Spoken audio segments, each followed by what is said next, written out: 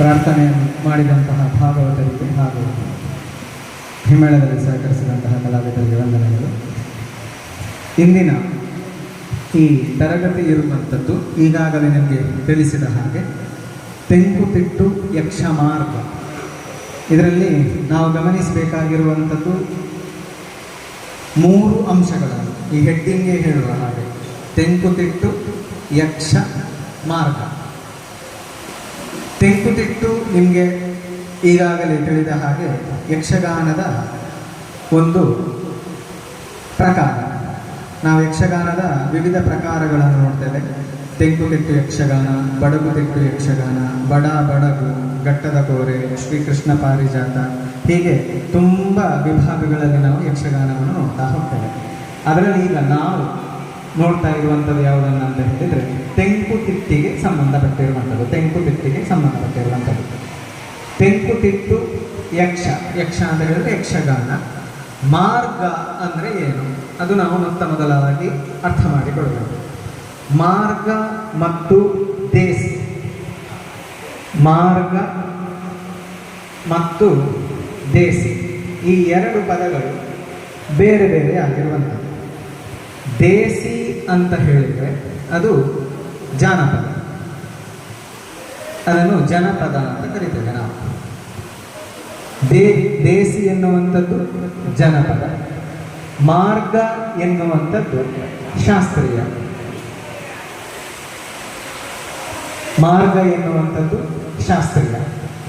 ಈಗ ನಾವಿಲ್ಲಿ ಹೆಡ್ಡಿಂಗಲ್ಲಿ ನೋಡಿರುವಂಥದ್ದು ಏನಂತ ಹೇಳಿದ್ರೆ ತೆಂಕುತಿಟ್ಟು ಯಕ್ಷ ಮಾರ್ಗ. ಹಾಗಾದ್ರೆ ನಾವು ತೆಂಕುತಿಟ್ಟು ಯಕ್ಷಗಾನವನ್ನು ಈಗ ಜನಪದವಾಗಿ ನಾವು ನೋಡ್ತಾ ಇಲ್ಲ, ಅದನ್ನು ಏನಂತಾಗಿ ನೋಡ್ತಿದ್ದೇವೆ, ಶಾಸ್ತ್ರೀಯವಾಗಿ ನೋಡ್ತಾ ಇದ್ದೇವೆ. ಪ್ರತಿಯೊಂದು ಕಲೆಯೂ ಕೂಡ ಹುಟ್ಟುವಾಗ ಅದು ಹೇಗಿತ್ತಂತ ಹೇಳಿದರೆ ಜಾನಪದವಾಗಿಯೇ ಹುಟ್ಟುತ್ತಾ ಬಂದಿರುವಂಥದ್ದು.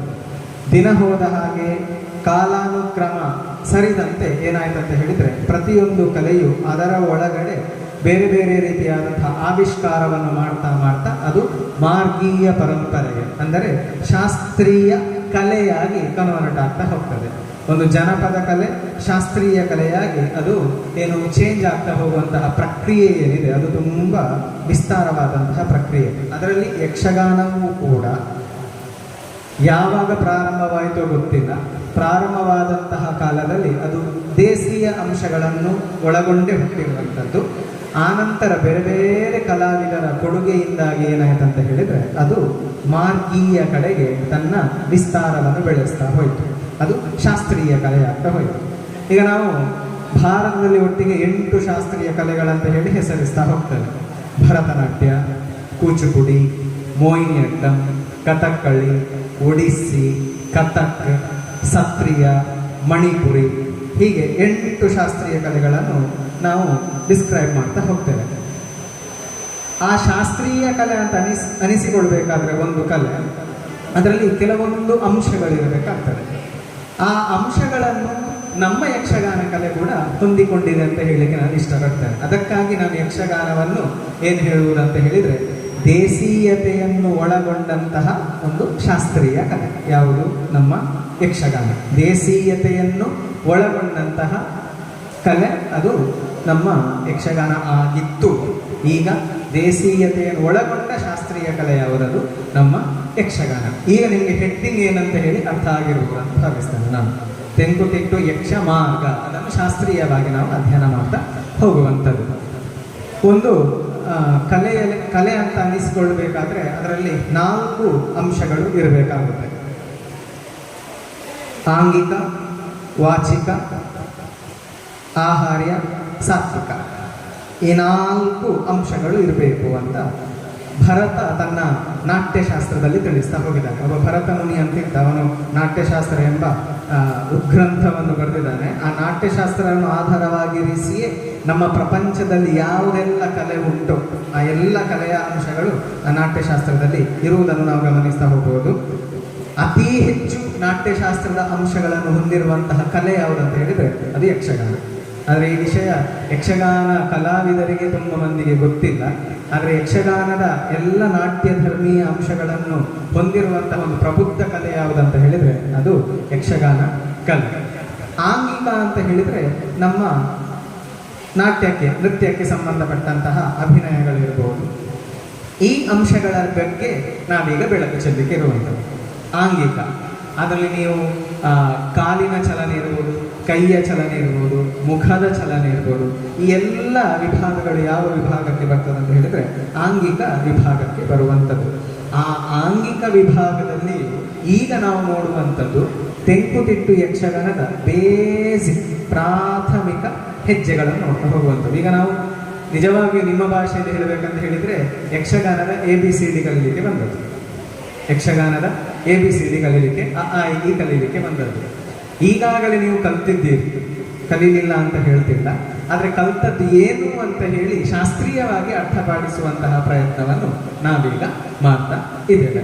ಹಾಗಾಗಿ ನಾನು ಇಲ್ಲೇ ನಿಮಗೆ ಉಲ್ಲೇಖ ಮಾಡಿದ ರೀತಿಯಾಗಿ ತೆಂಕುತಿಟ್ಟು ಯಕ್ಷ ಮಾರ್ಗದಲ್ಲಿ ಫಸ್ಟ್ ನಾವು ಒಂದು ಹೆಜ್ಜೆಯನ್ನು ಕಲಿಬೇಕಾದ್ರೆ ನಾವು ಅರ್ಥ ಮಾಡಿಕೊಳ್ಬೇಕಾದಂತಹ ಪರಿಕಲ್ಪನೆಗಳು ಏನಂತ ಹೇಳಿದ್ರೆ, ಒಂದು ತಾಳ ಅಂದ್ರೆ ಏನು ಅಂತ ಗೊತ್ತಿರಬೇಕು, ಲಯ ಅಂದ್ರೆ ಏನು ಅಂತ ಹೇಳಿ ಗೊತ್ತಿರಬೇಕು, ಕಾಲ ಅಂದ್ರೆ ಏನು ಅಂತ ಹೇಳಿ ಗೊತ್ತಿರಬೇಕು. ತಾಳ ಅಂದ್ರೆ ಏನು ನೀವು ಹೇಳ್ಬೋದು, ನಾವು ಕೈಯಲ್ಲಿ ತಾಳ ಹಾಕ್ತೇವೆ ಅದೇ ತಾಳ ಅಂತ ಹೇಳಿ. ಲಯ ಗೊತ್ತಿರ್ಬೋದು ನಿಮ್ಗೆ, ಲಯ ಅಂದ್ರೆ ಏನು ಅಂತ ಹೇಳಿ. ಕಾಲ ಕಾಲ ಅಂದ್ರೆ ಟೈಮ್ ಅಂತ ಹೇಳ್ತೇವೆ ನಾವು. 2 3 6 3 2 ಕೂಡ 6, ಹೌದಾ? ಹಾಗಾಗಿ ಕಾಲ ಅಂದ್ರೆ ಟೈಮ್ ಅಂತ ಹೇಳ್ತೇವೆ. ಆ ಟೈಮ್ ಅಂದ್ರೆ ಏನು ಅದನ್ನು ಹೇಳಲಿಕ್ಕೆ ನಮಗೆ ಗೊತ್ತಿರಬೇಕಾಗ್ತದೆ. ಅದು ಒಂದು ಕಲೆಯಲ್ಲಿ ಹೇಗೆ ಅದನ್ನು ನಾವು ಹೇಳುವಂತಹ ವಿಚಾರದ ಕಡೆಗೆ ನಾವು ಗಮನ ಹರಿಸಬೇಕು. ಮೊದಲನೇದಾಗಿ ನಾವು ನೋಡಬೇಕಾಗಿರುವಂಥದ್ದು ಏನಂತ ಹೇಳಿದ್ರೆ, ಈ ತಾಳ ಅಂದ್ರೆ ಏನು ಅಂತ ಹೇಳಿ. ನಾನು ಈಗಾಗಲೇ ಒಂದು ಇಲ್ಲಿ ವಿಷಯವನ್ನು ಉಲ್ಲೇಖ ಮಾಡಿದ್ದೇನೆ. ನಿರ್ದಿಷ್ಟ ವಿನ್ಯಾಸದ ತಾಳದ ಒಂದು ಘಟಕ, ನಿರ್ದಿಷ್ಟ ವಿನ್ಯಾಸದ ಒಂದು ತಾಳದ ಘಟಕ. ಇಲ್ಲಿ ನಾನು ತಾಳ ಅಂತ ನಿಮಗೆ ಹೇಳಿದ್ದೇನೆ. ಇನ್ನು ನಿಮಗೆ ವಿವರಿಸಿ ಹೇಳುವುದಾದರೆ, ಈ ತಾಳವನ್ನು ಅರ್ಥ ಮಾಡಿಕೊಳ್ಳುವುದಕ್ಕಿಂತ ಮುಂಚೆ ನಾವು ಗಮನಿಸಬೇಕಾಗಿರುವಂಥದ್ದು ಈ ಲಯ ಅಂದ್ರೆ ಏನು ಅಂತ ಹೇಳಿ. ಲಯ ಅಂದ್ರೆ ಏನು ಅಂತ ಹೇಳಿ. ಈಗ ಗಡಿಯಾರದ ಮುಳ್ಳಿನ ಚಲನೆಯನ್ನು ನೀವು ಗಮನಿಸಿರ್ಬೋದು. ಅದು 1 ರಿಂದ 2ಕ್ಕೆ ಬರಬೇಕಾದ್ರೆ ಹೇಗೆ ಬರ್ತದೆ, 2 ರಿಂದ 3ಕ್ಕೆ ಹೋಗಬೇಕಾದ್ರೆ ಒಂದು ನಿರ್ದಿಷ್ಟ ಅಂತರವನ್ನು ಇಟ್ಟುಕೊಂಡು ನಿರ್ದಿಷ್ಟ ಸಮಯಾವಕಾಶವನ್ನು ತೆಗೆದುಕೊಂಡು ಅದು ಹೋಗ್ತಾ ಇರ್ತದೆ, ಹೌದಾ? ಆ ನಿರ್ದಿಷ್ಟ ಸಮಯಾವಕಾಶ ನಿರ್ದಿಷ್ಟ ಅಂತರವನ್ನು ಇಟ್ಟುಕೊಂಡು ಹೋಗುವಂತಹ ಆ ವಿಚಾರ ಏನಿದೆಯೋ ಅದನ್ನು ನಾವು ಲಯ ಅಂತ ಕರೆಯುವಂಥದ್ದು. ಇದರಲ್ಲಿ ನಿಮಗೆ ನಮ್ಮ ಹೃದಯದ ಬಡಿತವನ್ನು ನೋಡ್ಲಿಕ್ಕೆ ಹೋಗ್ಬೋದು, ಸೂರ್ಯ ಮತ್ತೆ ಗ್ರಹಗಳ ಚಲನೆಯನ್ನು ನೋಡ್ತಾ ಹೋಗ್ಬೋದು. ತುಂಬ ಬ್ರಾಡರ್ ಆಗಿ ನೀವು ಯೋಚನೆ ಮಾಡುವುದಾದ್ರೆ ನಮ್ಮ ನಡುವೆ ಇರುವಂಥ ಎಕ್ಸಾಂಪಲ್ ಯಾವುದಂತ ಹೇಳಿದ್ರೆ ಗಡಿಯಾರದ ಮುಳ್ಳಿನ ಚಲನೆ. ಅದನ್ನು ನಾವು ಲಯಕ್ಕೆ ಒಂದು ಉತ್ತಮ ಉದಾಹರಣೆಯಾಗಿ ಕೊಡ್ತಾ ಹೋಗ್ಬೋದು. ಈ ಲಯ ಯಕ್ಷಗಾನಕ್ಕೆ ಯಾಕೆ ಬೇಕು? ನಾವು ಯಕ್ಷಗಾನ ಸ್ಟೆಪ್ ಕುಣಿತಾ ಇರಬೇಕಾದ್ರೆ ನೀವು ಗಮನಿಸಿರ್ಬೋದು, ಸ್ವಲ್ಪ ಸ್ಪೀಡ್ ಕುಣಿ ಅಂತ, ಸ್ವಲ್ಪ ನಿಧಾನ ಕುಣಿ ಅಂತ ಹೇಳಿ. ಅಷ್ಟು ನಿಧಾನ ಯಾಕೆ? ಸ್ವಲ್ಪ ಸ್ಪೀಡ್ ಕುಣಿ ಅಲ್ವಾ? ಈಗ ಅಭಿಮನ್ಯು ದಿದ್ದಗದಂತೆ ಎಷ್ಟು ಸ್ಪೀಡಿಗೆ ಬರ್ತಾನೋ ಅದೇ ಸ್ಪೀಡಿಗೆ ರಾಮನ ಪ್ರವೇಶ ಮಾಡಿದ್ರೆ ಆಗೋದಿಲ್ಲ. ಅವನು ಸ್ವಲ್ಪ ನಿಧಾನ ಬರಬೇಕಾಗ್ತದೆ. ಈ ನಿಧಾನ ಸ್ಪೀಡ್ ಎಲ್ಲ ಉಂಟಲ್ವಾ, ಅದು ಯಾವುದರ ಒಳಗಡೆ ಬರುವಂಥದ್ದು? ಈ ಲಯದ ಒಳಗಡೆ ಬರುವಂಥದ್ದು.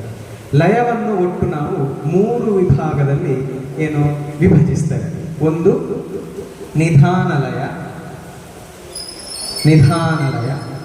ಮತ್ತೊಂದು ಮಧ್ಯಮಲಯ, ಮತ್ತೊಂದು ತ್ವರಿತ ಲಯ. ನಿಧಾನಲಯ, ಮಧ್ಯಮಲಯ, ತ್ವರಿತ ಲಯ. ನಿಧಾನಲಯ ಹೇಗಂತ ಹೇಳಿ ನಿಮ್ಮ ನಾಟ್ಯ ತರಗತಿಯಲ್ಲಿ ನಿಮಗೆ ಹೇಳಿಕೊಟ್ಟಿದ್ದಾರೆ. ನಿಧಾನವಾಗಿ ಕುಣಿಯುವಂಥದ್ದು. ಧೀಮ್ ಕಿಟ್ಟ ಕಿಟ್ಟ ತಕ್ಕ ತರಿ ಕಿಟ್ಟ ಕಿಟ್ಟ ತಕ್ಕ, ನಿಧಾನ ಆಯ್ತು. ಇನ್ನು ಮಧ್ಯಮ, ನಿಧಾನಕ್ಕಿಂತ ಸ್ವಲ್ಪ ಸ್ಪೀಡ್, ಧೀಮ್ ಕಿಟ್ಟ ಕಿಟ್ಟ ತಕ್ಕ ತರಿ ಕಿಟ್ಟ ಕಿಟ್ಟ ತಕ್ಕ. ನೋಡಿ, ಫಸ್ಟಿಗೆ ಹೇಳಿದಕ್ಕೂ ಈಗ ಹೇಳಿದಕ್ಕಿರುವಂತಹ ವ್ಯತ್ಯಾಸ, ಅದುವೇ ಲಯ. ಇನ್ನು ತ್ವರಿತ, ಮಧ್ಯಮಕ್ಕಿಂತ ಸ್ವಲ್ಪ ಸ್ಪೀಡ್, ಧೀಮ್ ಕಿಟ್ಟ ಗಿಡ ತಕ್ಕ ತರಿ ಗಿಡ ಗಿಡ ತಕ್ಕ ಧೀಮ್ ಕಿಟ್ಟ ಗಿಡ ತಕ್ಕ ತರಿ ಗಿಡ ಗಿಡ ತಕ್ಕ. ಇದನ್ನು ನಾವು ಏನು ಹೇಳುವುದು? ಲಯ ಅಂತ ಕರೆಯುವಂಥದ್ದು. ನಿಧಾನಲಯ, ಮಧ್ಯಮಲಯ, ತ್ವರಿತ ಲಯ ಅಂತ ಹೇಳಿ. ಒಮ್ಮೆಲೆ ನಿಧಾನ ಲಯಗೊಂಡು ಒಮ್ಮೆಲೆ ನಾವು ತ್ವರಿತಕ್ಕೆ ಹೋಗ್ಲಿಕ್ಕೆ ಆಗುವುದಿಲ್ಲ. ಆದರೆ ಈಗ ಸಮಯ ಮಿತಿಯ ಪರಿಣಾಮ ಇರುವ ಕಾರಣಕ್ಕಾಗಿ ನಾವು ಎಲ್ಲಿಂದ ಎಲ್ಲಿಗೆ ಬೇಕಾದರೂ ಹೋಗ್ಬೋದು. ಇಲ್ಲಿಂದ ಅಮೆರಿಕಕ್ಕೂ ಹೋಗ್ಬೋದು, ಅಮೆರಿಕದಿಂದ ಇಲ್ಲಿಗೂ ಬರ್ಬೋದು. ಅರ್ಥ ಆಯ್ತಲ್ಲ? ಅದೇ ರೀತಿಯಾಗಿ ಲಯದಲ್ಲೂ ಆ ರೀತಿಯಾದಂತಹ ವ್ಯತ್ಯಾಸಗಳನ್ನು ನಾವು ಮಾಡ್ತಾ ಹೋಗ್ತೇವೆ. ಇನ್ನು ಲಯದ ಬಳಿಕ ನಮಗೆ ಸಿಗುವಂಥದ್ದು ಏನಂತ ಹೇಳಿದ್ರೆ, ತಾಳ ಅರ್ಥ ಮಾಡಿಕೊಳ್ಳುವುದಕ್ಕಿಂತ ಮುಂಚೆ ಕಾಲ, ಟೈಮ್. ಕಾಲ ಅಂತ ಹೇಳಿದ್ರೆ ಲಯದಲ್ಲಿ ಒಂದು ಕ್ರಿಯೆಯು ನಿರ್ದಿಷ್ಟ ಅವಧಿಯಲ್ಲಿ ಪುನರಾವರ್ತನೆಯಾಗುವಂತಹ ಪ್ರಕ್ರಿಯೆ. ಲಯದಲ್ಲಿ ಒಂದು ಕ್ರಿಯೆ ನಿರ್ದಿಷ್ಟ ಅವಧಿಯಲ್ಲಿ ರಿಪೀಟ್ ಆಗೋದು. ಈಗ ಲಯದಲ್ಲಿ ಕ್ರಿಯೆ, ನಾನು ಊಟ ಮಾಡುವುದು ಕ್ರಿಯೆ, ಒಮ್ಮೆಲೆ ತೆಗೆದು ಊಟ ಮಾಡುವುದು, ನಿಧಾನಕ್ಕೆ ಊಟ ಮಾಡುವುದು.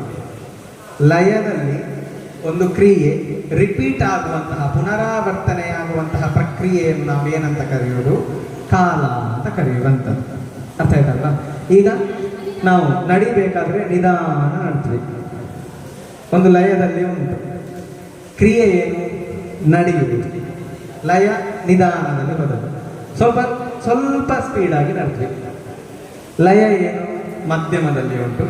ಕ್ರಿಯೆ ಏನು? ನಡೆಯುವುದು, ಪುನರಾವರ್ತನೆ ಆಗ್ತಾ ಉಂಟು. ಸ್ಪೀಡ್ ನಡೆದ ಲಯದಲ್ಲಿ ತ್ವರಿತದಲ್ಲಿ ಉಂಟು. ಕ್ರಿಯೆ ಏನು? ನಡೆಯುವುದು.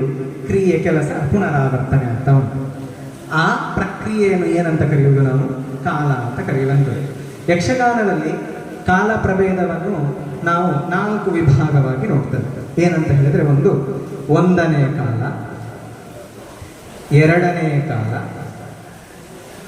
ಮೂರನೇ ಕಾಲ, ನಾಲ್ಕನೇ ಕಾಲ. ನಿಮ್ಮ ಯಕ್ಷಗಾನ ತರಗತಿಯಲ್ಲಿ ಇದನ್ನು ಹೇಳಿರ್ಬೋದು. ನಾವು ಒಂದನೇ ಕಾಲದಲ್ಲಿ ಪದ್ಯ ಪ್ರಾರಂಭಿಸ್ತೇವೆ, ಆನಂತರ ಎರಡನೇ ಕಾಲಕ್ಕೆ ಹೋಗ್ತೇವೆ, ನಂತರ ಮೂರನೇ ಕಾಲ, ನಂತರ ನಾಲ್ಕನೇ ಕಾಲ. ನಮ್ಮ ಯಕ್ಷಗಾನದ ಪ್ರಸಂಗದ ಪ್ರಸ್ತುತಿ ಕೂಡ ಹಿಂದೆ ಹಾಗೇನೆ ಇತ್ತು. ಯಾವಾಗ ಕಾಲಮಿತಿ ಬಂತು ಅದೆಲ್ಲ ಈಗ ಏನಾಗಿದೆ? ಉಲ್ಟಾ ಪಲ್ಟಾ ಆಗಿದೆ. ಈಗ ಹಿಂದೆ ಹೇಗೆ ಒಂದನೇ ಕಾಲ, ಆ ಕಾಲ ವಿಭಜನೆ ನಮಗೆ ಸರಿಯಾಗಿ ನೋಡಲಿಕ್ಕೆ ಸಿಗುವಂತಹ ವ್ಯವಸ್ಥೆ ಇರ್ತಿತ್ತು. ಈ ಕಾಲದಲ್ಲಿ ಉಂಟಲ್ಲ, ನಾವು ಲಯವನ್ನು ಸೇರಿಸಿ ಕುಣಿಯುವಂತಹ ಪ್ರಕ್ರಿಯೆ ಅದು ಯಾವುದಕ್ಕೆ ಒಳಗೊಳ್ತದೆ ಅಂತ ಹೇಳಿದ್ರೆ, ಈ ತಾಳಕ್ಕೆ ಒಳಗೊಳ್ತದೆ. ಲಯ ಕಾಲ ಒಟ್ಟು ಸೇರಿದ್ರೆ ಯಾವುದಕ್ಕೆ ಅನುಕೂಲ ಆಗಿರ್ತದೆ? ಅದು ತಾಳಕ್ಕೆ ಅನುಕೂಲ ಆಗಿರ್ತದೆ. ಹಾಗಾದ್ರೆ ಈ ಒಂದನೇ ಕಾಲ ಅಂದ್ರೆ ಏನು? ಒಂದನೇ ಕಾಲ ಅಂತ ಹೇಳಿದ್ರೆ, ನಿರ್ದಿಷ್ಟ ಲಯದಲ್ಲಿ, ಅರ್ಥ ಮಾಡ್ಕೊಳ್ಳಿ, ನಿರ್ದಿಷ್ಟ ಲಯದಲ್ಲಿ, ನಿಧಾನ ಅಂದ್ರೆ ನಿಧಾನ, ಒಂದು ಕ್ರಿಯೆ ಒಂದು ಬಾರಿ ಪುನರಾವರ್ತನೆ ಆಗುತ್ತೆ. ಒಂದನೇ ಕಾಲ ಅಂತ ಹೇಳಿದ್ರೆ ನಿರ್ದಿಷ್ಟ ಕ್ರಿಯೆ ನಿರ್ದಿಷ್ಟ ಲಯದಲ್ಲಿ ಒಂದು ಬಾರಿ ಪುನರಾವರ್ತನೆ ಆಗುತ್ತೆ. ಎರಡನೇ ಕಾಲ ಅಂತ ಹೇಳಿದ್ರೆ ನಿರ್ದಿಷ್ಟ ಲಯದಲ್ಲಿ ಒಂದು ಕ್ರಿಯೆ 2 ಬಾರಿ ಪುನರಾವರ್ತನೆ ಆಗುತ್ತೆ. 2 ಬಾರಿ ಪುನರಾವರ್ತನೆ ಆಗೋದು ಎರಡನೇ ಕಾಲ. ಹಾಗಾದ್ರೆ ಮೂರನೇ ಕಾಲ 3 ಬಾರಿಯ ಅಲ್ಲ, ಒಂದು ನಿರ್ದಿಷ್ಟ ಲಯದಲ್ಲಿ ಒಂದು ಕ್ರಿಯೆ 4 ಬಾರಿ ಪುನರಾವರ್ತನೆ ಆಗುವುದು ಮೂರನೇ ಕಾಲ. 4 ಬಾರಿ ಪುನರಾವರ್ತನೆ ಆಗುವುದು ಮೂರನೇ ಕಾಲ. ನಾಲ್ಕನೇ ಕಾಲ, ಒಂದು ನಿರ್ದಿಷ್ಟ ಲಯದಲ್ಲಿ ಒಂದು ಕ್ರಿಯೆ 8 ಬಾರಿ ಪುನರಾವರ್ತನೆ ಆಗುವುದು ನಾಲ್ಕನೇ ಕಾಲ. ಈಗ ಒಂದನೇ ಕಾಲದಲ್ಲಿ ನೀವು ಒಂದು ಹೆಜ್ಜೆ ಕೊಂಡ್ರೆ, ನಾಲ್ಕನೇ ಕಾಲದಲ್ಲಿ ಕುಣಿ ಅಂತ ಹೇಳಿದ್ರೆ ಆ ಹೆಜ್ಜೆಯನ್ನು ನೀವು 8 ಸಲ ಕುಣಿಬೇಕು. ಅದು ಏನು? ಈ ಕಾಲ ಭೇದದಲ್ಲಿ ಬರುವಂಥದ್ದು. ಲಯ ಕಾಲ ಈ ಎರಡೂ ವಿಚಾರಗಳು ಸೇರಿದ್ರೆ ತಾಳಕ್ಕೆ ಅನುಕೂಲ ಆಗಿರ್ತದೆ. ನೀವು ಸರಿ ಇಲ್ಲಿ ಗಮನಿಸಬೇಕಾಗಿರುವಂಥದ್ದು ಏನಂತ ಹೇಳಿದ್ರೆ, ಒಂದನೇ ಕಾಲ, ಎರಡನೇ ಕಾಲ, ಮೂರನೇ ಕಾಲ, ನಾಲ್ಕನೇ ಕಾಲ, ಇದನ್ನು ನಾವು ಈ ಲಯದಲ್ಲಿ ಹೇಗೆ ಕುಣಿಯುವುದು ಅಂತ ಹೇಳಿ ಅದು ನಿಮಗೆ ಗೊತ್ತಾದರೆ ಮತ್ತೆ ನೀವು ಯಾವ ಹೆಜ್ಜೆಯನ್ನು ಯಾವ ಕಾಲಕ್ಕೆ ಯಾವ ಲಯದಲ್ಲಿ ಬೇಕಾದರೂ ಕುಣಿಬಹುದು. ಇದು ನಮಗೆ ಮೊದಲು ಕರಗತ ಆಗಬೇಕಾಗಿರುವಂಥದ್ದು. ದುರಾದೃಷ್ಟವಶಾತ್ ಏನಂತ ಹೇಳಿದ್ರೆ, ಇದು ನಮಗೆ ಸರಿ ಅರ್ಥ ಆಗುವುದಿಲ್ಲ, ಉಳಿದದೆಲ್ಲ ನಮಗೆ ಅರ್ಥ ಆಗಿರ್ತದೆ. ಮೊದಲು ನಾವು ಇದನ್ನು ಅರ್ಥ ಮಾಡ್ಕೊಳ್ತಾ ಹೋಗಬೇಕು. ಹಾಗಾದ್ರೆ ಈ ಲಯ ಕಾಲದ ವಿಷಯ ನಮಗೆ ಗೊತ್ತಾಯಿತು. ಹಾಗಾದ್ರೆ ತಾಳ ಅಂದ್ರೆ ಏನು ಅಂತ ಹೇಳಿ ನಮಗೇನು ಅರ್ಥ ಆಗಬೇಕಾಗಿರುವಂಥದ್ದು. ತಾಳವನ್ನು ಸೂಚಿಸಲಿಕ್ಕೆ ನಾವು ನಿರ್ದಿಷ್ಟ ಪೆಟ್ಟುಗಳನ್ನು ಬಳಸ್ತೇವೆ.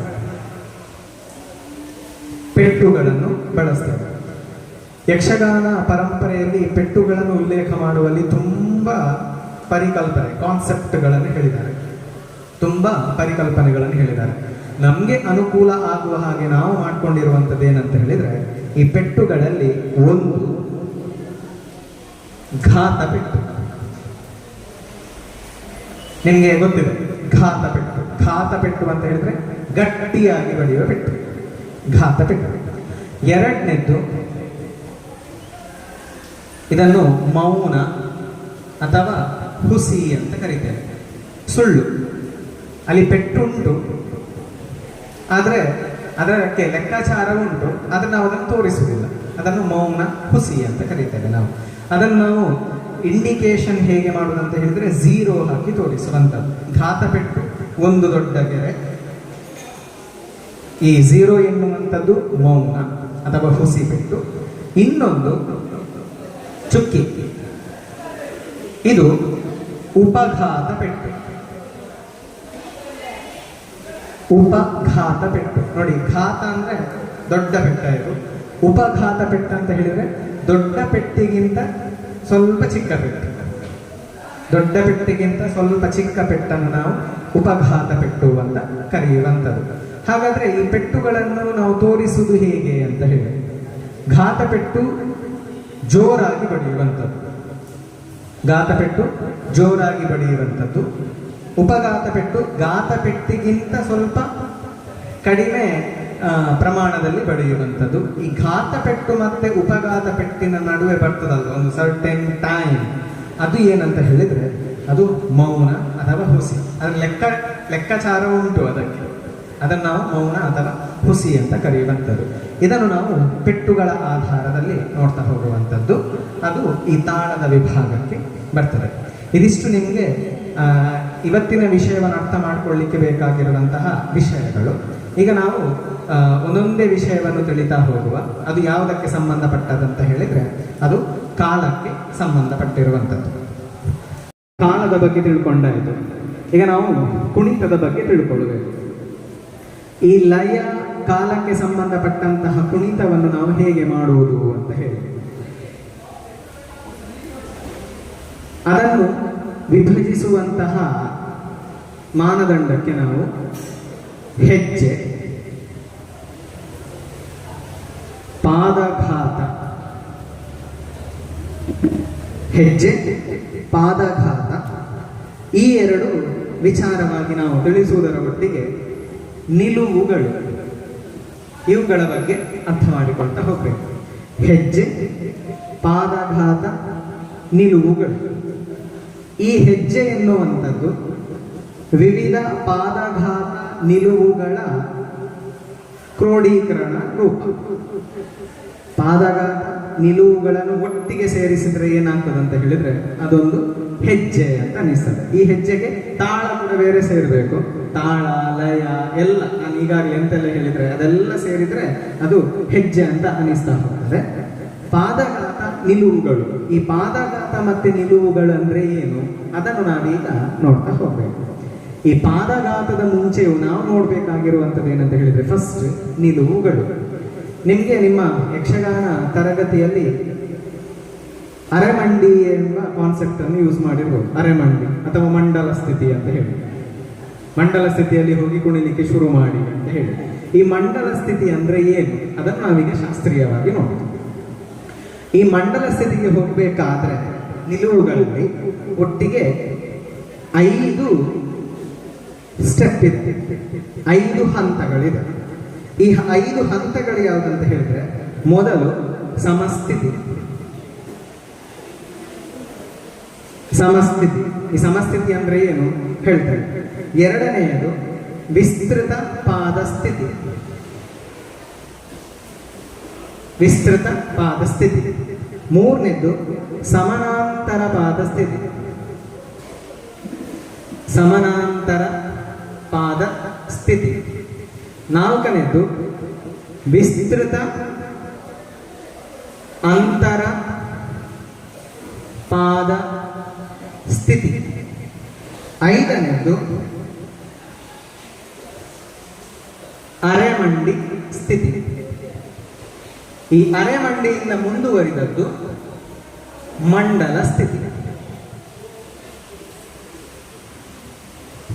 ಸಮಸ್ಥಿತಿ, ವಿಸ್ತೃತವಾದ ಸ್ಥಿತಿ, ಸಮಾನಾಂತರ ಪಾದ ಸ್ಥಿತಿ, ವಿಸ್ತೃತ ಅಂತರ ಪಾದ ಸ್ಥಿತಿ, ಅರೆಮಂಡಿ ಸ್ಥಿತಿ. ಇದರಿಂದ ಮುಂದುವರೆದಿರುವಂಥದ್ದು ಮಂಡಲ ಸ್ಥಿತಿ. ಹಾಗಾದ್ರೆ ಇದು ಅಂದ್ರೆ ಏನು ಅದರೀಗ ನಾನು ಮಾಡಿ ತೋರಿಸ್ತೇನೆ, ಒಮ್ಮೆ ನೀವು ಗಮನಿಸಿಕೊಳ್ಳಿ. ಈ ಸಮಸ್ಥಿತಿಯಲ್ಲಿ 2 ಪಾದಗಳನ್ನು ನಾವು ಜೋಡಿಸಿ ನಿಲ್ಲುವಂಥದ್ದು. 2 ಪಾದಗಳು ಎದುರಿಗೆ ಕಾಣುವ ಹಾಗೆ ಜೋಡಿಸಿ ನಿಲ್ಲುವಂಥದ್ದು ಸಮಸ್ಥಿತಿ. ಎರಡೂ ಕೈಯನ್ನು ಸೊಂಟಕ್ಕಿರಿಸಿ ನಿಲ್ಲುವಂಥದ್ದು ಅದು ಸಮಸ್ಥಿತಿ ಅಂತ ಹೇಳಿ ಅನಿಸ್ತಾ ಹೋಗ್ತದೆ. ಇನ್ನು ವಿಸ್ತೃತ ಪಾದ ಸ್ಥಿತಿ ಅಂತ ಹೇಳಿದ್ರೆ ಈ ಎರಡೂ ಪಾದಗಳನ್ನು ವಿ ಆಕಾರಕ್ಕೆ ನಾವು ತಿರುಗಿಸಿ ನಿಲ್ಲುವಂಥದ್ದು. ವಿ ಆಕಾರಕ್ಕೆ ತಿರುಗಿಸಿ ನಿಲ್ಲುವಂಥದ್ದು. ಅದು ಏನಾಗ್ತದೆ ಅಂತ ಹೇಳಿದ್ರೆ ವಿಸ್ತೃತ ಪಾದ ಸ್ಥಿತಿ. ನೋಡಿ, ಸಮಸ್ಥಿತಿ, ಎರಡೂ ಕಾಲನ್ನು ಜೋಡಿಸಿದ್ರು. ವಿಸ್ತೃತ ಪಾದ ಸ್ಥಿತಿ, ವಿ ಆಕಾರಕ್ಕೆ ಕಾಲನ್ನು ಚೇಂಜ್ ಮಾಡಿತು. ಮೂರನೇದು ಸಮಾನಾಂತರ ಪಾದ ಸ್ಥಿತಿ, ಹಿಮ್ಮಡಿಯನ್ನು ಎತ್ತಿ ಕಾಲನ್ನು ನೇರ ಮಾಡೋದು. ನಿಮ್ಗೆಲ್ಲರಿಗೂ ಕಾಣ್ತದೆ ಅಂತ ಭಾವಿಸ್ತೇನೆ. ಹಿಮ್ಮಡಿಯನ್ನು ಎತ್ತಿ ಪಾದವನ್ನು ನೇರ ಮಾಡುವಂತ ಇದು ಮೂರನೇ ಹಂತ ಆಯಿತು. ನಾಲ್ಕನೇದು ವಿಸ್ತೃತ ಅಂತರ ಪಾದ ಸ್ಥಿತಿ, ಪುನಃ ಕಾಲನ್ನು ವಿ ಆಕಾರಕ್ಕೆ ಚೇಂಜ್ ಮಾಡುವಂಥದ್ದು 4 ಹಂತ ಆಯಿತು. ಈಗ ನಾವು ನೇರ ನಿಂತಿದ್ದೇವೆ. 5ನೇದು ಅರೆ ಮಂಡಿ ಸ್ಥಿತಿ. ಏನಾಯಿತು? ಮಂಡಿಯನ್ನು ಬಗ್ಗಿಸುವ. ಇದು ಅರೆ ಮಂಡಿ ಸ್ಥಿತಿ ಆಯಿತು, ಮಂಡಿಯನ್ನು ಬಗ್ಗಿಸುವಂಥದ್ದು. ಇಲ್ಲಿಗೆ 5 ಆಯಿತು. 5ರ ತನಕ ಚಲನೆ ಇರುವಂಥದ್ದು ಕೇವಲ ಕಾಲಿನಲ್ಲಿ ಮಾತ್ರ. ಚಲನೆ ಇರುವಂಥದ್ದು ಕೇವಲ ಕಾಲಿನಲ್ಲಿ ಮಾತ್ರ. ಮಾಡುವುದಾದ್ರೆ ಸಮಸ್ಥಿತಿ, ವಿಸ್ತೃತ ಪಾದ ಸ್ಥಿತಿ, ಸಮಾನಾಂತರ ಪಾದ ಸ್ಥಿತಿ, ವಿಸ್ತೃತ ಅಂತರ ಪಾದ ಸ್ಥಿತಿ, ಅರೆಮಂಡಿ. ಈ ಅರೆಮಂಡಿಗೆ ಕೈಯನ್ನು ಬಳಸಿದ್ರೆ ಅಲ್ಲಿಗೆ ಮಂಡಲ ಸ್ಥಿತಿ ಆಯ್ತು. ನಾವು ಯಕ್ಷಗಾನಕ್ಕೆ ಬಳಸುವಂಥದ್ದು ಮಂಡಲ ಸ್ಥಿತಿಯನ್ನು. ಆದರೆ ಮಂಡಲ ಸ್ಥಿತಿಗೆ ಹೋಗಬೇಕಾದ್ರೆ ಅದರ ಮುಂಚೆ ಇಷ್ಟೆಲ್ಲ ಕೆಲಸ ಉಂಟು. ಇದು ಶಾಸ್ತ್ರೀಯತೆ. ಮೊದಲು ಸಮಸ್ಥಿತಿ, ವಿಸ್ತೃತ ಪಾದ, ಸಮಾನಾಂತರ ಪಾದ, ವಿಸ್ತೃತ ಅಂತರ ಪಾದ, ಅರೆಮಂಡಿ, ಮಂಡಲ ಸ್ಥಿತಿ. ಇದನ್ನು ಪೂರ್ಣ ಮಂಡಲ ಅಂತ ಕೂಡ ಕರೀತಾರೆ. ಅರೆಮಂಡಿ ಆದ್ಮೇಲೆ ಮಂಡಲ ಸ್ಥಿತಿ ಅಥವಾ ಪೂರ್ಣ ಮಂಡಲ ಅಂತ ಕರೆಯುವಂಥದ್ದು. ಈ ನಾವು ಎಷ್ಟು ಕಾಲು ತಿರುಗಿಸ್ಬೇಕು ಅದೊಂದು ಡೌಟ್ ಇರ್ತದೆ. ಕೆಲವರು ನಾಚಿಕೆ ಸ್ವಭಾವದವರು ಇರ್ತಾರೆ, ಅವರು ಇಷ್ಟೇ ವಿ ಸ್ಥಿತಿಗೆ ಹೋಗ್ತಾರೆ, ಆನಂತರ ಸಮಾನಾಂತರಕ್ಕೆ ಇಷ್ಟೇ ಹೋಗ್ತಾರೆ, ವಿಸ್ತೃತ ಸಮಾನಾಂತರ ಇಷ್ಟೇ ಹೋಗ್ತಾರೆ, ಮಂಡಲ ಹೀಗೆ ನೋಡಿ ಕುಣಿಬೇಕಾದ್ರೆ ಕಾಲೇನಾಗ್ತದೆ, ಸರಿಯಾದ ಸ್ಥಿತಿಯಲ್ಲಿ ಕಾಲನ್ನು ಇರಿಸಿಕೊಳ್ಳುವಂತಹ ಒಂದು ಸುಲಭ ಸಾಧ್ಯತೆ ಸಿಗುವುದಿಲ್ಲ. ಅದಕ್ಕೆ ಏನ್ ಮಾಡ್ಬೇಕಂತ ಹೇಳಿದ್ರೆ ವಿದ್ಯಾರ್ಥಿಗಳು ಮೊದಲು ಸಮಸ್ಥಿತಿಯಲ್ಲಿದ್ದು ವಿಸ್ತೃತ ಪಾದಕ್ಕೆ ಹೋಗ್ಬೇಕಾದ್ರೆ ಎಷ್ಟು ಸಾಧ್ಯವೋ ಅಷ್ಟು ನೀವು ಕಾಲನ್ನು ವಿ ಆಕಾರಕ್ಕೆ ತೆಗೆದುಕೊಂಡು ಹೋಗ್ಬೇಕು. ಆಗ ನಿಮ್ಗೆ ಕೂತ್ಕೊಳ್ಳಿಕ್ಕೆ ಅಥವಾ ಯಕ್ಷಗಾನದಲ್ಲಿ ಹೆಜ್ಜೆ ಹಾಕಲಿಕ್ಕೆ ಬೇಕಾಗುವಂತಹ ಒಂದು ಭಂಗಿ ಸಿಗ್ತದೆ. ಆನಂತರ ಸಮಾನಾಂತರ ಪಾದಕ್ಕೆ ಆ ತುದಿಗಾಲೆಲ್ಲಿ ಉಂಟು ಅದರ ನೇರಕ್ಕೆ ನಾವು ಹಿಮ್ಮಡಿಯನ್ನು ತರಬೇಕು, ಸಮಾನಾಂತರ. ಆಗ ನಿಮ್ಮ ಎರಡೂ ಕಾಲಿನ ನಡುವೆ ಒಂದು ಅಂತರ ನಿಮಗೆ ಸಿಗ್ತದೆ. ಆ ಬಳಿಕ ಸಿಗುವಂಥದ್ದು ವಿಸ್ತೃತ ಪಾದದ ಸ್ಥಿತಿ, ವಿಸ್ತೃತ ಸಮಾನಾಂತರ ಪಾದ ಸ್ಥಿತಿ. ಆ ನಂತರ ಅರೆಮಂಡಿಗೆ ನಿಮಗೆ ನಡುವೆ ಗ್ಯಾಪ್ ಸಿಗ್ತದೆ. ಈ ಗ್ಯಾಪ್ ಎಷ್ಟಿರ್ಬೇಕಂತ ಹೇಳಿದ್ರೆ ನಿಮ್ಮ ಭುಜದ ಅಳತೆ ಎಷ್ಟಿದೆಯೋ, ನಾವು ಸ್ಕೇಲ್ ಇಟ್ಕೊಂಡು ನೋಡ್ಲಿಕ್ಕೆ ಆಗುದಿಲ್ಲ, ಕೆಳಗಡೆ ಭುಜದ ಅಳತೆ ಎಷ್ಟಿದೆಯೋ ನಿಮ್ಮ ಭುಜದ ಅಳತೆ ನಿಮ್ಮ ಕಾಲಿನಲ್ಲಿ ಕಾಣಬೇಕು. ಅದು ನಿಮ್ಮ ಅಳತೆ. ನನ್ನ ಫ್ರೆಂಡ್ ಇಷ್ಟಿಟ್ಟಿದ್ದಾನಂತ ಹೇಳಿದ್ರೆ ನೀವಿಷ್ಟಿಟ್ರೆ ಅದು ನಿಮ್ಮ ಅಳತೆ ಆಗುದಿಲ್ಲ, ಆಭಾಸ ಆಗ್ತದೆ. ನಿಮ್ಮ ಅಳತೆ ಎಷ್ಟು? ನಿಮ್ಮ ಭುಜದ ಅಳತೆ. ಅದನ್ನು ನೋಡಿಕೊಂಡು ಅದಕ್ಕೆ ಅನುಗುಣವಾಗಿ ನಾವು ಇದನ್ನು ನಿಮಗೆ ಯಕ್ಷಗಾನ ಕ್ಲಾಸಲ್ಲಿ 1, 2, 3, 4 ಅಂತ ಹೇಳಿರ್ಬೋದು. ಅದಕ್ಕೆ ಹೆಸರು ಉಂಟು, ಇದೇ ಹೆಸರುಗಳು: ಸಮಸ್ಥಿತಿ, ವಿಸ್ತೃತ ಪಾದ ಸ್ಥಿತಿ, ಸಮಾನಾಂತರ ಪಾದ ಸ್ಥಿತಿ, ವಿಸ್ತೃತ ಅಂತರ ಪಾದ ಸ್ಥಿತಿ, ಅರೆಮಂಡಿ, ಪೂರ್ಣ ಮಂಡಲ ಅಥವಾ ಮಂಡಲ ಸ್ಥಿತಿ. ಈ ಪ್ರಕ್ರಿಯೆ ಉಂಟಲ್ವಾ, ಅದನ್ನು ನಾವು ನಿಲುವುಗಳು ಅಂತ ಕರೆಯುವಂಥದ್ದು. ಪ್ರತಿ ಹೆಜ್ಜೆಯು ಕೂಡ ಈ ನಿಲುವಿನಲ್ಲೇ ಇರುವಂಥದ್ದು. ಈ ನಿಲುವಿನಲ್ಲೇ ಇರುವಂಥದ್ದು. ಯಕ್ಷಗಾನ ಕಲಾವಿದರ ಒಂದು ಚಾಲೆಂಜ್ ಏನಂತ ಹೇಳಿದ್ರೆ, ನಾವು ಅಭ್ಯಾಸ ಮಾಡಬೇಕಾದ್ರೆ ಎಷ್ಟು ಸಾಧ್ಯ ಇದೆ ಅಷ್ಟು ನಾವು ಅರೆಮಂಡಿಯಲ್ಲಿ ಕೂತ್ಕೊಳ್ಬೇಕು ಅಭ್ಯಾಸ ಮಾಡಬೇಕಾದ್ರೆ. ಯಾಕೆ ನಾವು ಪೂರ್ಣ ಅರೆಮಂಡಿಯಲ್ಲಿ ಕೂತ್ಕೊಳ್ಬೇಕು, ಅಭ್ಯಾಸ ಮಾಡಬೇಕು? ಯಾಕೆ? ನಮಗೆ ಹೀಗೆ ಕುಣಿಬಹುದಲ್ಲ, ಕುಣಿತಾರೆ ಹೀಗೇನೆ. ಆದರೆ ಇಷ್ಟರಲ್ಲಿ ನಾವು ಅಭ್ಯಾಸ ಯಾಕೆ ಮಾಡಬೇಕು? ಕರೆಕ್ಟ್. ಎಂತ ಅಂತ ಹೇಳಿದ್ರೆ, ಯಕ್ಷಗಾನದ ವೇಷಭೂಷಣ ಎನ್ನುವಂಥದ್ದು ಅದು ತುಂಬಾ ಬೇರೆ ವೇಷಭೂಷಣದ ಹಾಗೆ ಅಲ್ಲ, ತುಂಬಾ ಕಟ್ಟುಗಳನ್ನು ಕಟ್ಟುವಂತಹ ವೇಷಭೂಷಣ. ಹೌದಾ?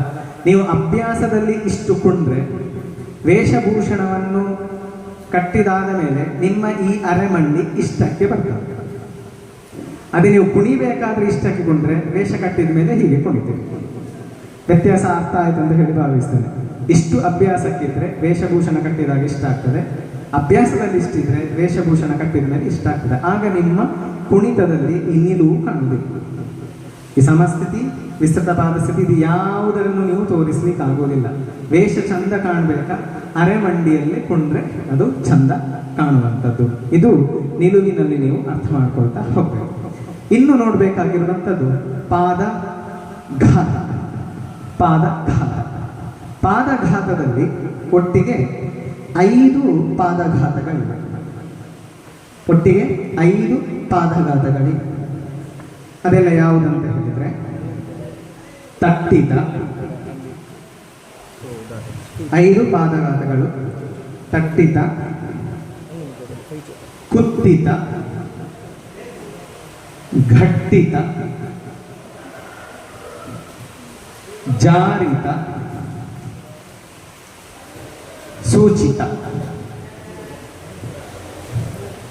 ತಟ್ಟಿತ, ಕುತ್ತಿತ, ಘಟ್ಟಿತ, ಜಾರಿತ, ಸೂಚಿತ. ಸೂಚಿತ ಅಲ್ಲ, ಯಾವುದು? ಸೂಚಿತ. ಈ ತಟ್ಟಿತ, ಕುತ್ತಿತ, ಘಟ್ಟಿತ, ಜಾರಿತ, ಸೂಚಿತ ಅಂದ್ರೆ ಏನು ನಾವೀಗ ನೋಡಬೇಕು. ನಿಮಗೆ ಆ ಪದವೇ ಹೇಳ್ತದೆ. ತಟ್ಟಿತ ಅಂತ ಹೇಳಿದ್ರೆ ಇಡೀ ನಿಮ್ಮ ಪೂರ್ಣ ಪಾದವನ್ನು ತಟ್ಟುವುದು, ಪೂರ್ಣ ಪಾದವನ್ನು ತಟ್ಟುವುದು. ಈ ತಟ್ಟುವ ಹೆಜ್ಜೆ ಯಾವುದ್ರಲ್ಲೆಲ್ಲ ಬರ್ತದೆ ನಿಮಗೆ ಗೊತ್ತುಂಟು, ಅರ್ಥ ಆಯ್ತಲ್ವಾ? ಇದು ತಟ್ಟಿತ. ಆ ಬಳಿಕ ಸಿಗುವಂಥದ್ದು ಕುತ್ತಿತ. ಕುತ್ತಿತ ಅಂತ ಹೇಳಿದ್ರೆ ತುದಿಗಾಲನ್ನು ಮಾತ್ರ ನೆಲಕ್ಕೆ ಘಾತಿಸುವಂಥದ್ದು. ಕಾಲಿನ ತುದಿ, ತುದಿಗಾಲನ್ನು ಮಾತ್ರ ನೆಲಕ್ಕೆ ಘಾತಿಸುವಂಥದ್ದು. ಅದು ಏನು? ಕುತ್ತಿತ. ಘಟ್ಟಿತ ಅಂತ ಹೇಳಿದ್ರೆ ಪಾದದ ಹಿಮ್ಮಡಿ ಭಾಗವನ್ನು ಮಾತ್ರ ನೆಲಕ್ಕೆ ಘಾತಿಸುವಂಥದ್ದು. ನೋಡಿ, ಘಟ್ಟಿತ. ಘಟ್ಟಿತ, ತಟ್ಟಿತ, ಕುತ್ತಿತ, ಘಟ್ಟಿತ. ಇನ್ನು 2 ಇದೆ. ಜಾರಿತ, ಪೂರ್ಣ ಪಾದವನ್ನು ನೆಲಕ್ಕೆ ಜಾರಿಸಿ ಹೊಡೆಯುವುದು. ಈ ಹೆಜ್ಜೆ ಎಲ್ಲಿ ಬರ್ತದೆ ಅಂತ ನಿಮಗೆ ಗೊತ್ತಿರ್ಬೋದು. ನೆಕ್ಸ್ಟ್ ಸೂಚಿತ. ಸೂಚಿತ ಅಂತ ಹೇಳಿದ್ರೆ ಕಾಲಿನ ತುದಿಯ ಮೂಲಕ ಸೂಚಿಸುವಂತಹ ಹೆಜ್ಜೆ. ನೀವು ಮುಂದೆ ಹೋಗ್ಬೇಕಾದ್ರೆ ಈ ಹೆಜ್ಜೆಯನ್ನು ಸೂಚಿಸಬಹುದು, ಅಥವಾ ಒಂದು ಸೈಡಿಗೆ ಸೂಚಿಸಬಹುದು, ಒಂದು ಯಾವುದಾದ್ರು ಫೋರ್ಸ್ ಮಾಡಬೇಕಾದ್ರೆ ಸೂಚಿಸಬಹುದು. ನೋಡಿ, ಅದು ಯಾವುದು? ಸೂಚಿತ. ಈ 5 ಪಾದಘಾತಗಳಲ್ಲಿ ನೀವು ಯಾವುದೆಲ್ಲ ಯಕ್ಷಗಾನದಲ್ಲಿ ಸ್ಟೆಪ್ ಕುಣಿತೀರೋ ಈ 5ರಲ್ಲೇ ಇರುತ್ತೆ. ಇದು ಯಕ್ಷ ಮಾರ್ಗ. ಅರ್ಥ ಆಯ್ತಲ್ವಾ? ಒಂದು ತಟ್ಟಿತ, ಕುತ್ತಿತ, ಘಟ್ಟಿತ, ಜಾರಿತ, ಸೂಚಿತ. ಈಗ ನೀವು ಯಕ್ಷಗಾನದ ತೆಂಕುತಿಟ್ಟು ಯಕ್ಷಗಾನದ ಪ್ರಾಥಮಿಕ ಹೆಜ್ಜೆಯಲ್ಲಿ 1ನೇ ಹೆಜ್ಜೆ ತಾಕ ದೀನಿ ತಾಕ ಝಾಣು, ಹೌದಾ? ಈ ಹೆಜ್ಜೆಯನ್ನು ಕುಣಿಬೇಕಾದ್ರೆ ಅದರಲ್ಲಿ ಯಾವುದೆಲ್ಲ ಪಾದಘಾತ ಬಂತು ನಿಮ್ಗೆ ಐಡೆಂಟಿಫೈ ಮಾಡಲಿಕ್ಕೆ ಗೊತ್ತಿರಬೇಕು. ಯಾವುದೆಲ್ಲ ಪಾದಘಾತ ಬರ್ತದೆ? ತಟ್ಟಿತ ಬಂತು, ನೆಕ್ಸ್ಟ್ ಘಟ್ಟಿತ ಬಂತು, ಕುತ್ತಿತ ಬರುವುದಿಲ್ಲ ಅದರಲ್ಲಿ. ಅದೇ ನೀವು ತಾಜಣುತ ಮಾಡಬೇಕಾದ್ರೆ ಕುತ್ತಿತ ಸಿಗ್ತದೆ ನಿಮಗೆ, ತಾಜಣುತ ಮಾಡಬೇಕಾದ್ರೆ ಕುತ್ತಿತ ಸಿಗ್ತದೆ. ಆನಂತರ ಈ ಸೂಚಿತ, ಆನಂತರ ಜಾರಿತ ಎಲ್ಲಿಗೆ ಸಿಗ್ತದೆ? ಅದು ಏಕತಾಳದ ಹೆಜ್ಜೆಯಲ್ಲಿ ನಿಮಗೆ ಮುಂದೆ ನೋಡ್ಲಿಕ್ಕೆ ಸಿಗ್ತದೆ. ನೀವು ದಿತ್ತ ದಿನಿ ತಾತು ಅಂತ ಮುಂದೆ ಮುಂದೆ ಕುಣಿಲಿಕ್ಕೆ ಹೋಗ್ಬೇಕಾದ್ರೆ ಯಾವುದು? ಜಾರಿತ ನಿಮಗೆ ನೋಡ್ಲಿಕ್ಕೆ ಸಿಗ್ತದೆ. ಆ ಜಾರಿತದ ಒಳಗಡೆ ನಿಮಗೆ ಯಾವುದು? ಈ ಸೂಚಿತ ಕೂಡವನ್ನು ಉಲ್ಲೇಖ ಮಾಡ್ಲಿಕ್ಕೆ ಆಗ್ತದೆ, ಸೂಚಿತವನ್ನು ಉಲ್ಲೇಖ ಮಾಡ್ಲಿಕ್ಕೆ ಆಗ್ತದೆ. ಈ 5 ಪಾದಘಾತಗಳಲ್ಲಿ ನಮ್ಮ ಯಾವುದು ಹೆಜ್ಜೆಗಳು ಇರುವಂಥದ್ದು. ಹಾಗಾದ್ರೆ ನಿಲುವುಗಳಂದ್ರೆ ಏನು ಗೊತ್ತಾಯ್ತು, ಪಾದಘಾತಗಳಂದ್ರೆ ಏನು ಹೇಳಿ ಗೊತ್ತಾಯ್ತು. ಹಾಗಾದ್ರೆ ಇನ್ನು ನಾವು ನೋಡಬೇಕಾಗಿರುವಂಥದ್ದು ಹೆಜ್ಜೆ. ಈ 2 ಸೇರಿಸಿ ತಾಳದ ಜೊತೆಗೆ ಕುಣಿಯುವಂತಹ ವಿಚಾರ ಏನಿದೆ ಅದನ್ನು ನಾವು ಹೆಜ್ಜೆ ಅಂತ ಕರೆಯುವಂಥದ್ದು. ಹೆಜ್ಜೆ ಅಂತ ಹೇಳಿ ಕರೆಯುವಂಥದ್ದು. ಈ ಹೆಜ್ಜೆಯಲ್ಲಿ 3 ವಿಭಾಗ ಇದೆ. ಒಂದು ಸ್ಥಿರ ಹೆಜ್ಜೆ, ಸ್ಥಿರ ಹೆಜ್ಜೆ, ಚರ ಹೆಜ್ಜೆ,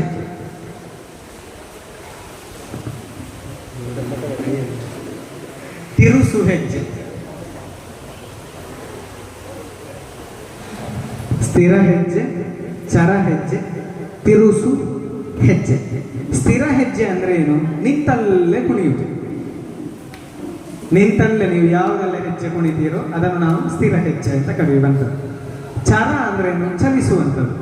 ನೀವು ಮುಂದೆ ಬರುವುದು ಅಥವಾ ಹಿಂದೆ ಹೋಗುವುದು ಅಥವಾ ಸೈಡಿಗೆ ಹೋಗುವುದು, ಎಡ ಇರ್ಬೋದು ಬಲ ಇರ್ಬೋದು, ಅದನ್ನು ಚರ ಹೆಜ್ಜೆ ಅಂತ ಕರೆಯುವಂಥದ್ದು. ತಿರುಸು ಹೆಜ್ಜೆ ಅಂದ್ರೆ ಏನು? ತಿರುಗುವಂತಹ ಹೆಜ್ಜೆಗಳು. ಅದನ್ನು ನಾವು ಎಡಕ್ಕೆ ಅಥವಾ ಬಲಕ್ಕೆ ತಿರುಗುವಂತಹ ಹೆಜ್ಜೆಗಳನ್ನು ನಾವು ಏನಂತ ಕರೆಯುವಂಥದ್ದು? ತಿರುಸು ಹೆಜ್ಜೆ ಎಂಬುದಾಗಿ ಕರೆಯುತ್ತೇವೆ. ಹಾಗಾದ್ರೆ ಹೆಜ್ಜೆಯಲ್ಲಿ ನೋಡಿ, ಈ 3 ಹೆಜ್ಜೆಯಲ್ಲೇ ನಮ್ಮ ತೆಂಕುತಿಟ್ಟು ಯಕ್ಷಗಾನದ ಎಲ್ಲ ಹೆಜ್ಜೆಗಳು ಇರುವಂಥದ್ದು.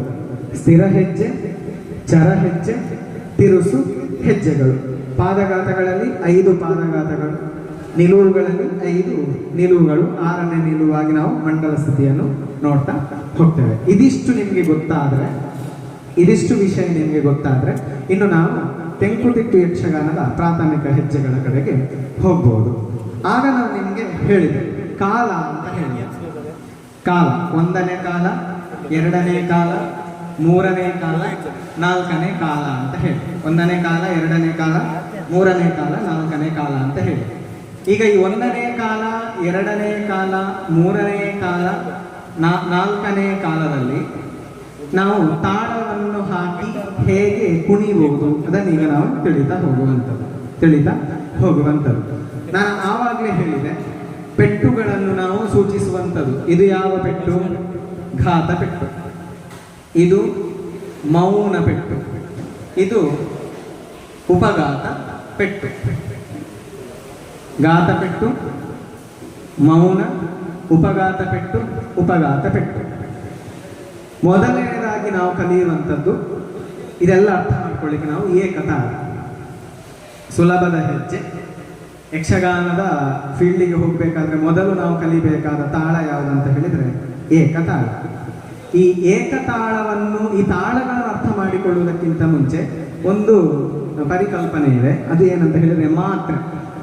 ಜ್ವರ ಶೀತದ ಮಾತ್ರೆ ಅಲ್ಲ, ಮಾತ್ರೆ ಅಂತ ಹೇಳಿ. ಈ ಮಾತ್ರೆ ಅಂತ ಹೇಳಿದರೆ ಒಂದು ಅಕ್ಷರವನ್ನು ಹೇಳಲಿಕ್ಕೆ ನಾವು ತೆಗೆದುಕೊಳ್ಳುವಂತಹ ಕಾಲ ಉಂಟಲ್ವ, ಅದನ್ನು ನಾವು ಮಾತ್ರೆ ಅಂತ ಕರೆಯುವಂಥದ್ದು.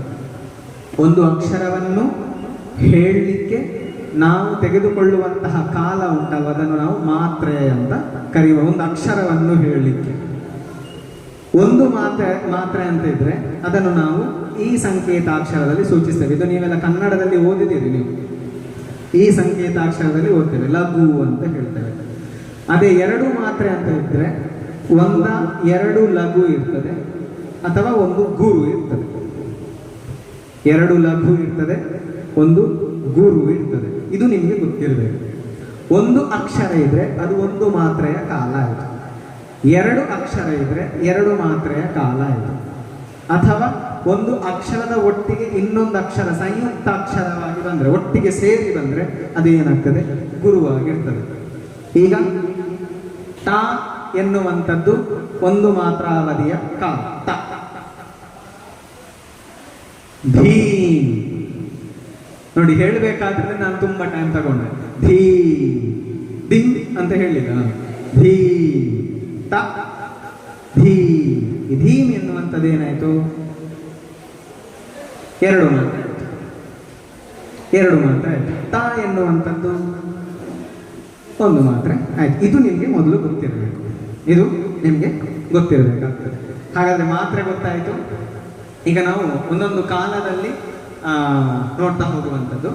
ತೆಂಕುತಿಟ್ಟು ಯಕ್ಷಗಾನದಲ್ಲಿ 7 ಪ್ರಾಥಮಿಕ ಹೆಜ್ಜೆ ಇದೆ. ನಿಮಗೆ ಗೊತ್ತಿದೆ, ನೀವು ಕಲ್ತಿದ್ದೀರಿ. 7 ಪ್ರಾಥಮಿಕ ಹೆಜ್ಜೆ ಇದೆ. ಈ 7 ಪ್ರಾಥಮಿಕ ಹೆಜ್ಜೆಯನ್ನು ಕಲಿತ ನಂತರವೇ ನಾವು ಮುಂದಿನ ಹೆಜ್ಜೆಗಳನ್ನು ಕಲಿಯುತ್ತಾ ಹೋಗುವಂಥದ್ದು. 7 ಪ್ರಾಥಮಿಕ ಹೆಜ್ಜೆಗಳನ್ನು. ಈ 7 ಹೆಜ್ಜೆಗಳಲ್ಲಿ ಮೊದಲನೇ ಹೆಜ್ಜೆ ಯಾವುದಂತ ಹೇಳಿದರೆ ಅದು ತ ಕ ದಿ ಮಿ ತ ಕ ಝ ನು. ತ ಕ ದಿ ಮಿ ತ ಕ ಜ ನು. ನೀವು ಕುಣಿಯುವುದು ಕಲ್ತಿದ್ದೀರಿ. ಈಗ ಏಕತಾಳದ ಮೊದಲನೇ ಹೆಜ್ಜೆ ತಕದಿಮಿ ತಕಜನು, ಇದನ್ನು ನಾವು 1ನೇ ಕಾಲ, 2ನೇ ಕಾಲ, 3ನೇ ಕಾಲ, 4ನೇ ಕಾಲದಲ್ಲಿ ಹೇಗೆ ನೋಡ್ತಾ ಹೋಗ್ಬೋದು ಅಂತ ಹೇಳಿ ನಾವೀಗ ನೋಡ್ಲಿಕ್ಕಿರುವಂಥದ್ದು. ಇದು ಸರಿ ಅರ್ಥ ಆದ್ರೆ ನಿಮ್ಮ ಪುಣ್ಯ. ಯಾವುದು? ಈ ಕಾಲ ಪ್ರಭೇದದಲ್ಲಿ ಇವುಗಳನ್ನು ಹೇಗೆ ಹೇಳುವುದು, ಹೇಗೆ ಕುಣಿಯುವುದು ನಿಮಗೆ ಗೊತ್ತಾದ್ರೆ ಮತ್ತೆ ನೀವು ಕಾಲ ಮತ್ತೆ ಲಯದಲ್ಲಿ ಎಕ್ಸ್ಪರ್ಟ್ ಆಗ್ತದೆ. ನಿಮಗೆ ಭಾಗವತರು ಯಾವ ಲಯದಲ್ಲಿ ಕೊಟ್ಟರು ನಿಮಗೆ ಆ ಲಯದಲ್ಲಿ ಕುಣಿಲಿಕ್ಕಾಗ್ತದೆ, ಅಥವಾ ಅವರು ತ್ವರಿತದಲ್ಲಿ ಕೊಟ್ಟರು ನಿಮಗೆ ಅದನ್ನು ನಿಧಾನ ಲಯದಲ್ಲಿ ಕುಣಿಲಿಕ್ಕಾಗ್ತದೆ. ಅಂದ್ರೆ ನಿಮಗೆ ಲಯ ಸಿದ್ಧಿ ಆಗ್ತದೆ. ಇದನ್ನು ಅಭ್ಯಾಸ ಮಾಡಿದ್ರೆ ಅದಕ್ಕೆ ಇದು ಯಕ್ಷ ಮಾರ್ಗ ಅಂತ ಹೇಳಲಿಕ್ಕೆ ಇಷ್ಟಪಡ್ತೇನೆ. ಈಗ ನೋಡಿ, ನಾವೀಗ ನೋಡ್ಲಿಕ್ಕೆ ಹೋಗುವಂಥದ್ದು ಏಕತಾಳ. ಏಕತಾಳಕ್ಕೆ ಎಷ್ಟು ಮಾತ್ರೆ ಅಂತ ಹೇಳಿದ್ರೆ 4 ಮಾತ್ರೆ. ಎಷ್ಟು ಮಾತ್ರೆ? 4 ಮಾತ್ರೆ. ಈ 4 ಮಾತ್ರೆಯಲ್ಲಿಯೇ ನಮ್ಮ ಏಕತಾಳ ಇರುವಂಥದ್ದು. 4 ಮಾತ್ರೆಯಲ್ಲಿ ನಮ್ಮ ಏಕತಾಳ ಇರುವಂಥದ್ದು. ಹಾಗಾದ್ರೆ ಈಗ ಏಕತಾಳದ ಮೊದಲನೇ ಹೆಜ್ಜೆ ತಕ ದೀನಿ ತಕ ಝಣು, ಇದನ್ನು ನಾವು 1ನೇ ಕಾಲದಲ್ಲಿ ಹೇಳುವುದಿದ್ರೆ ಹೇಗಾಗ್ತದೆ ನೋಡ್ತಾ ಹೋಗ್ತದೆ. ಈಗ 1ನೇ ಕಾಲದಲ್ಲಿ ಹೇಳುವುದಿದ್ರೆ ಮೊದಲು ಇದು ಯಾವ ಪೆಟ್ಟು?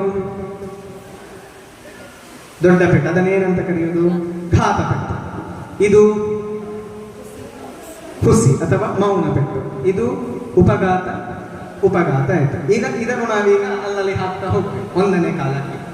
ತ ಕ ದಿ ಮಿ ತ ಕ ಝ ನು.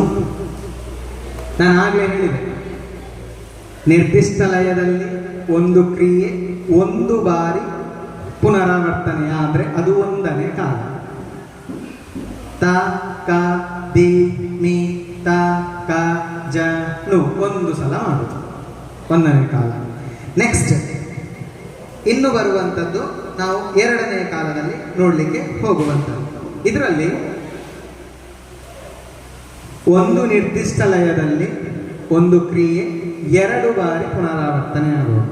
ಅಂದ್ರೆ ತ ಕ ದಿ ಮಿ ತ ಕ ಝ ನು. ತ ಕ ದಿ ಮಿ ತ ಕ ಝ ನು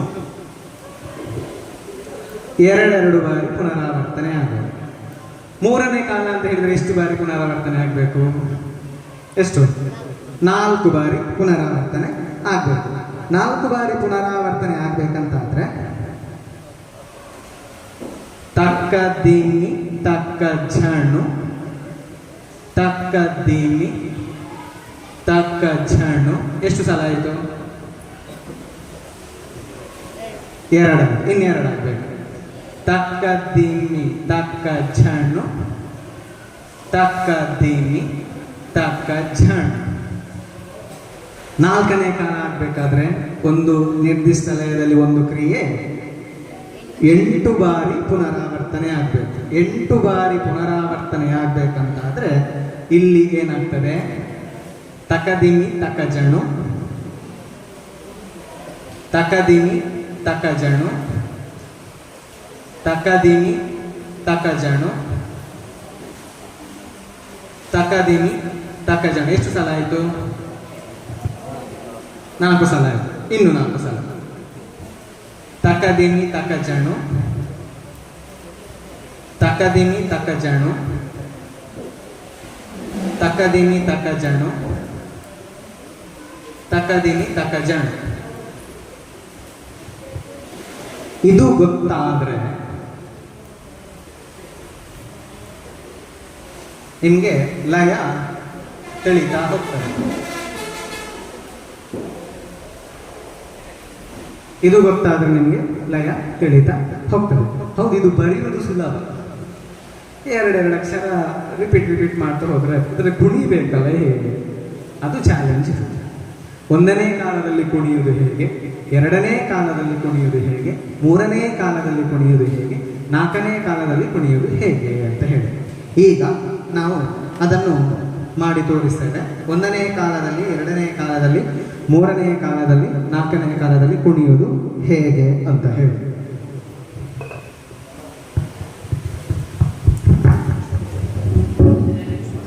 ಅದನ್ನು ಮಾಡಿ ತೋರಿಸುವುದಕ್ಕಿಂತ ಮುಂಚೆ ಅದನ್ನು ಹೇಳುವುದು ಹೇಗೆ ನಮಗೆ ಗೊತ್ತಿರಬೇಕು.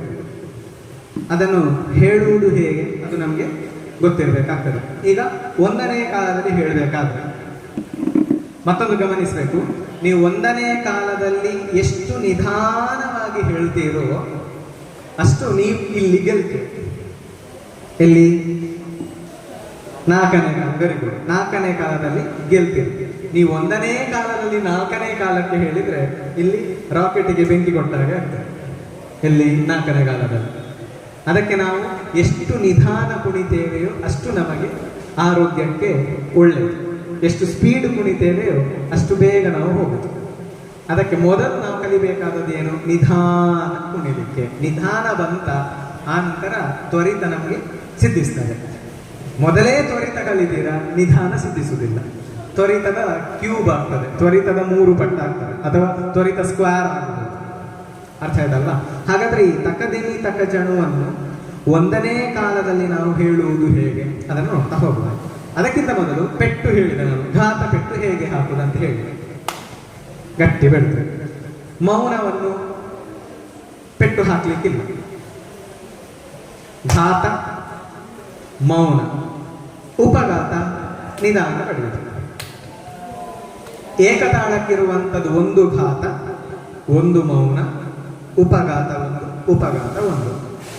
ನಾನು ಆಗ ಹೇಳಿದೆ, ಈ ಘಾತದ ವ್ಯಾಲ್ಯೂ ಎಷ್ಟಿರ್ತದೆ ಅಂತ ಹೇಳಿದ್ರೆ 2 ಇರ್ತದೆ. ಕೆಲವೊಮ್ಮೆ ದೀರ್ಘವೂ ಆಗ್ತದೆ.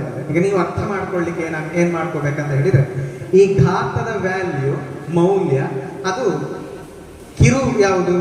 ಮೌನಕ್ಕೂ ಕೂಡ ಒಮ್ಮೊಮ್ಮೆ ವಿಸ್ತಾರ ಆಗ್ತದೆ. ಅದನ್ನು ನೀವು ಎಲ್ಲಿ ನೋಡ್ಬೋದು ಅಂತ ಹೇಳಿದ್ರೆ ಧೀಮಲ್ಲಿ ನೋಡ್ಬೋದು. ನೋಡಿ, ವಿಸ್ತಾರ ಆಗ್ತದೆ. ಅದನ್ನು ನಾವೀಗ ಒಂದೊಂದಾಗಿ ನೋಡ್ತಾ ಹೋಗುವ. ಈ ತಕದಿಮಿ ತಕಜನ್ನು ನೋಡುವ, ಮತ್ತೆ ನಾವು ದೀನ್ ಕೆಟ್ಟದ್ದು ಮತ್ತೆ ನೋಡ್ತಾ ಹೋಗುವ. ಈಗ ಒಂದನೇ ಕಾಲದಲ್ಲಿ ತಕದಿಮಿ ತಕಜಣವನ್ನು ಹೇಳುವುದಿದ್ರೆ ಹೇಗಾಗ್ತದೆ ನೋಡಿ. ತಾ ಕ ದಿ ಮಿ ತಾ ಕ ಝ ನು. ಇಷ್ಟು ನಿಧಾನ ತಗೊಂಡೆ ನಾನು. ಎಷ್ಟು ಸಲ ಕ್ರಿಯೆ ಆಗಬೇಕು ಅಲ್ಲಿ? 1 ಸಲ. ಅದು ನೆನ್ಪಿಡ್ಬೇಕು. ತಾ ಕ ದಿ ಮಿ ತಾ ಕ ಝ ನು. 2 ತಾ ಕ ದಿ ಮಿ ತಾ ಕ ಝ ನು.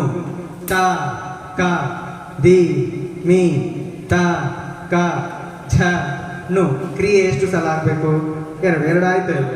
2 ಆಯ್ತು. ಈಗ 3ನೇದು ತಕ್ಕ ದಿಮ್ಮಿ ತಕ್ಕ ಜಣ್ ತಕ್ಕ ದಿಮ್ಮಿ ತಕ್ಕ ಜಣ್ ತಕ್ಕ ದಿಮ್ಮಿ ತಕ್ಕ ಜಣ್ ತಕ್ಕ ದಿಮ್ಮಿ ತಕ್ಕ ಜಣ್. ಕ್ರಿಯೆ ಎಷ್ಟು ಸಲ?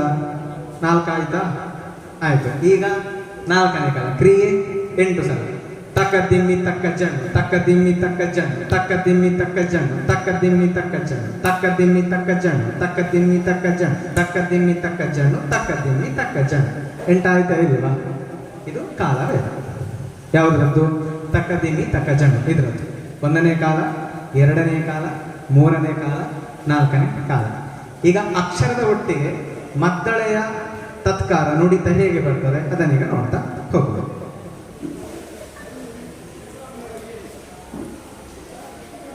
3, 2, 1 ಸ್ಟಾರ್ಟ್.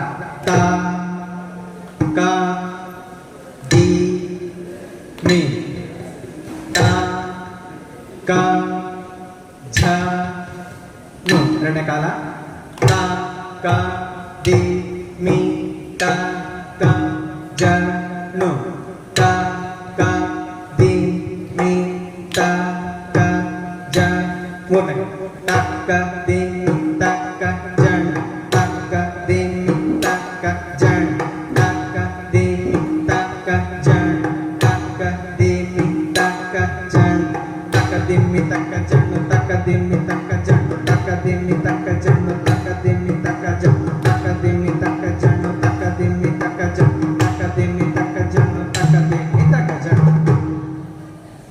ನೋಡಿ, ಮದ್ದಳೆಯಲ್ಲಿಯೂ 1ನೇ ಕಾಲ, 2ನೇ ಕಾಲ, 3ನೇ ಕಾಲ, 4ನೇ ಕಾಲ ಇದೆ. ಈ 1ನೇ ಕಾಲ ಯಾಕೆ ನಾವು ಕಲಿಬೇಕು? ಈಗ ಇಷ್ಟು ಸ್ಪೀಡ್ ನಾವು ಸ್ಟೇಜಲ್ಲಿ ಕುಣಿಯುವುದಿಲ್ಲಲ್ಲ, ಯಾಕೆ ಕಲಿಬೇಕು? ಒಂದು ಪ್ರಶ್ನೆ ಇರ್ಬೋದು. ಆದ್ರೆ ಸ್ಟೇಜಲ್ಲಿ ಕುಣಿಯುವಷ್ಟು ಸ್ಪೀಡ್ ಬರಬೇಕಾದ್ರೆ ಇದು ಬರಬೇಕು, 1ನೇ ಕಾಲ ಬರಬೇಕು. ನಿಮಗೆ ABCD ಅರ್ಥ ಆಗದಿದ್ರೆ ನೀವು ಸೆಂಟೆನ್ಸ್ ಫ್ರೇಮ್ ಹೇಗೆ ಮಾಡ್ತೀರಿ?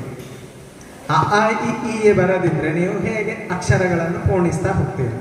ಅಕ್ಷರ ಪೋಣಿಸ್ಬೇಕಾ? ಮೊದಲು ನಾವು ಸ್ವರಾಕ್ಷರ ವ್ಯಂಜನಾಕ್ಷರ ಕಲಿಬೇಕಾಗ್ತದೆ. ಒಮ್ಮೆಲೆ ಎಲ್ಲ ಮಾಸ್ಟರ್ ಆಗಿರ್ತೇವೆ, ಪುನಃ ಸ್ವರಾಕ್ಷರ ವ್ಯಂಜನಾಕ್ಷರ ಕಲೀಲಿಕ್ಕೆ ನಮಗೆ ಸ್ವಲ್ಪ ಹೆಸಿಟೇಷನ್ ಆಗ್ತದೆ. ಆದ್ರೆ ಮಾಸ್ಟರ್ ಆದದ್ರಲ್ಲಿ ಅದನ್ನು ಇನ್ನೂ ಗಟ್ಟಿ ಮಾಡ್ಕೊಳ್ಬೇಕು, ನಾವು ಬೇಸಿಕ್ ಇನ್ನೂ ಗಟ್ಟಿ ಮಾಡ್ಕೊಳ್ಬೇಕಾಗ್ತದೆ. ಆ ಕಾರಣಕ್ಕೆ ಈಗ ನಾನು ತಾಳದಲ್ಲಿ ಹೇಳಿದೆ, ಮದ್ದಳೆಯಲ್ಲಿ ಹೇಳಿದೆ, ಕುಣಿತದಲ್ಲಿ ಆಗ್ಬೇಕಲ್ಲ, ಈಗ ಸಮನ್ವಯ ಆಗ್ಬೇಕು. ತಾಳ, ಹಿಮ್ಮೇಳ, ಕುಣಿತ, ಇದು ಸಮನ್ವಯ ಈ ಕಾಲಭೇದದಲ್ಲಿ ಹೇಗೆ ಆಗ್ತಾ ಹೋಗ್ತದೆ ಅದನ್ನೀಗ ನಾವು ಮಾಡ್ತಾ ಹೋಗ್ತೇವೆ.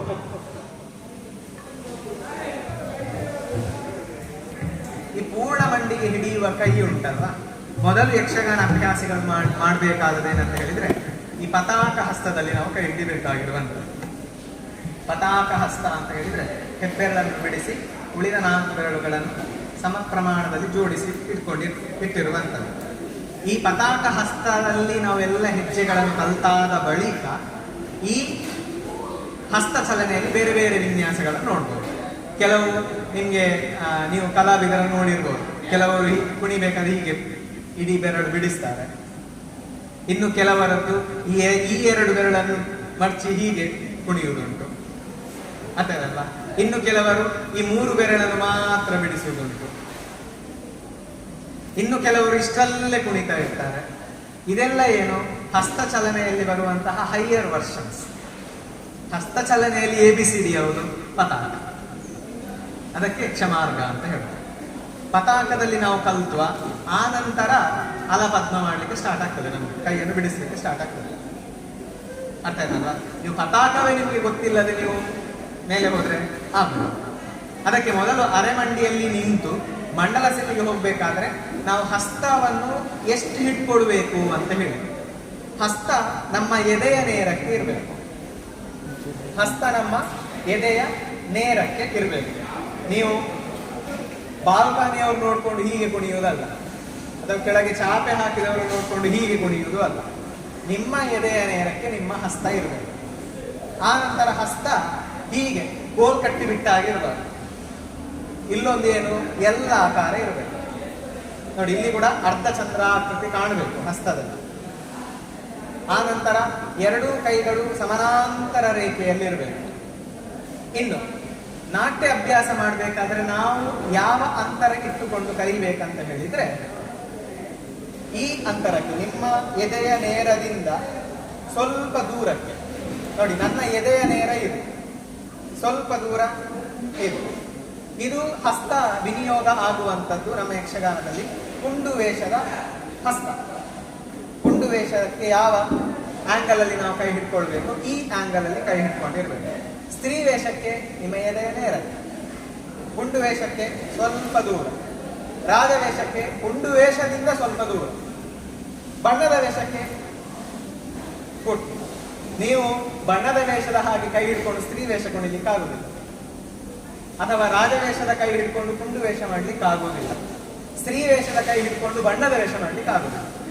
ಆಯಾಯ ವೇಷಕ್ಕೆ ಆಯಾಯ ಅಂತರದಲ್ಲೇ ಕೈ ಇರ್ಬೇಕು. ಇಲ್ಲ ನಾನು ಅಭ್ಯಾಸ ಕುಂಡು ವೇಷದಲ್ಲಿ ಮಾಡಿದ್ದು ಅದೇ ಬರಬೇಕು ವೇಷಕ್ಕೆ ಅಂತ ಹೇಳಿದ್ರೆ ಅದು ಶಾಸ್ತ್ರ ಆಗುದಿಲ್ಲ, ಅದು ದೇಸಿಯ.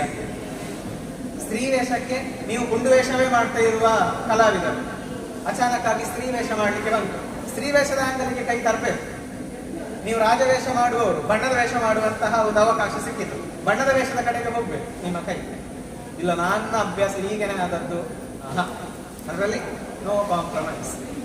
ಇದು ಹಸ್ತ ವಿನಿಯೋಗದ ಕ್ರಮಗಳು ನಿಮಗೆ ಹೇಳಿರುವಂಥದ್ದು. ಈಗ ಪೂರ್ಣ ಮಂಡಿ ಆಗ್ಬೇಕಾದ್ರೆ ನಾವೀಗ ಅಭ್ಯಾಸಕ್ಕೆ ಕುಂಡು ವೇಷದ ಕ್ರಮ ಹಿಡ್ಕೊಳ್ಳೋದು, ಇದು ಅಭ್ಯಾಸಕ್ಕೆ. ಈಗ ಇದು ಪೂರ್ಣ ಮಂಡಲ ಆಯ್ತು. ಈಗ ನಾವು ಬ್ಯಾಕ್ ಟು ಕಾಲಕ್ಕೆ ಬರುವ 1ನೇ ಕಾಲ, 2ನೇ ಕಾಲ, 3ನೇ ಕಾಲ, 4ನೇ ಕಾಲ. 1ನೇ ಕಾಲದಲ್ಲಿ ನಿರ್ದಿಷ್ಟ ಲಯದಲ್ಲಿ ಕ್ರಿಯೆ 1 ಬಾರಿ ಪುನರಾವರ್ತನೆ ಆಗ್ತದೆ. ಒಂದು ಬಾರಿ ಪುನರಾವರ್ತನೆ ಆಗ್ಬೇಕಂತಾದ್ರೆ ನಾವು ತಕದಿಮಿ ತಕಜಡುವನ್ನು ಒಂದು ಸಲ ಕುಣಿಬೇಕು. ಒಂದು ಸಲ ಕುಣಿಬೇಕಂತಾದ್ರೆ ಒಂದು ಹೆಜ್ಜೆ ಬಲಕ್ಕೆ ಇರಬೇಕು, ಇನ್ನೊಂದು ಹೆಜ್ಜೆ ಎಡಕ್ಕೆ ಇರಬೇಕು. ತಕದಿಮಿ ತಕಜಡುವಲ್ಲಿ ಬರುವಂತದ್ದು ಯಾವುದೆಲ್ಲ ಪಾದಘಾತ ಆಗ ಹೇಳಿದ ಹಾಗೆ? ಪಾದಘಾತ ಯಾವುದು?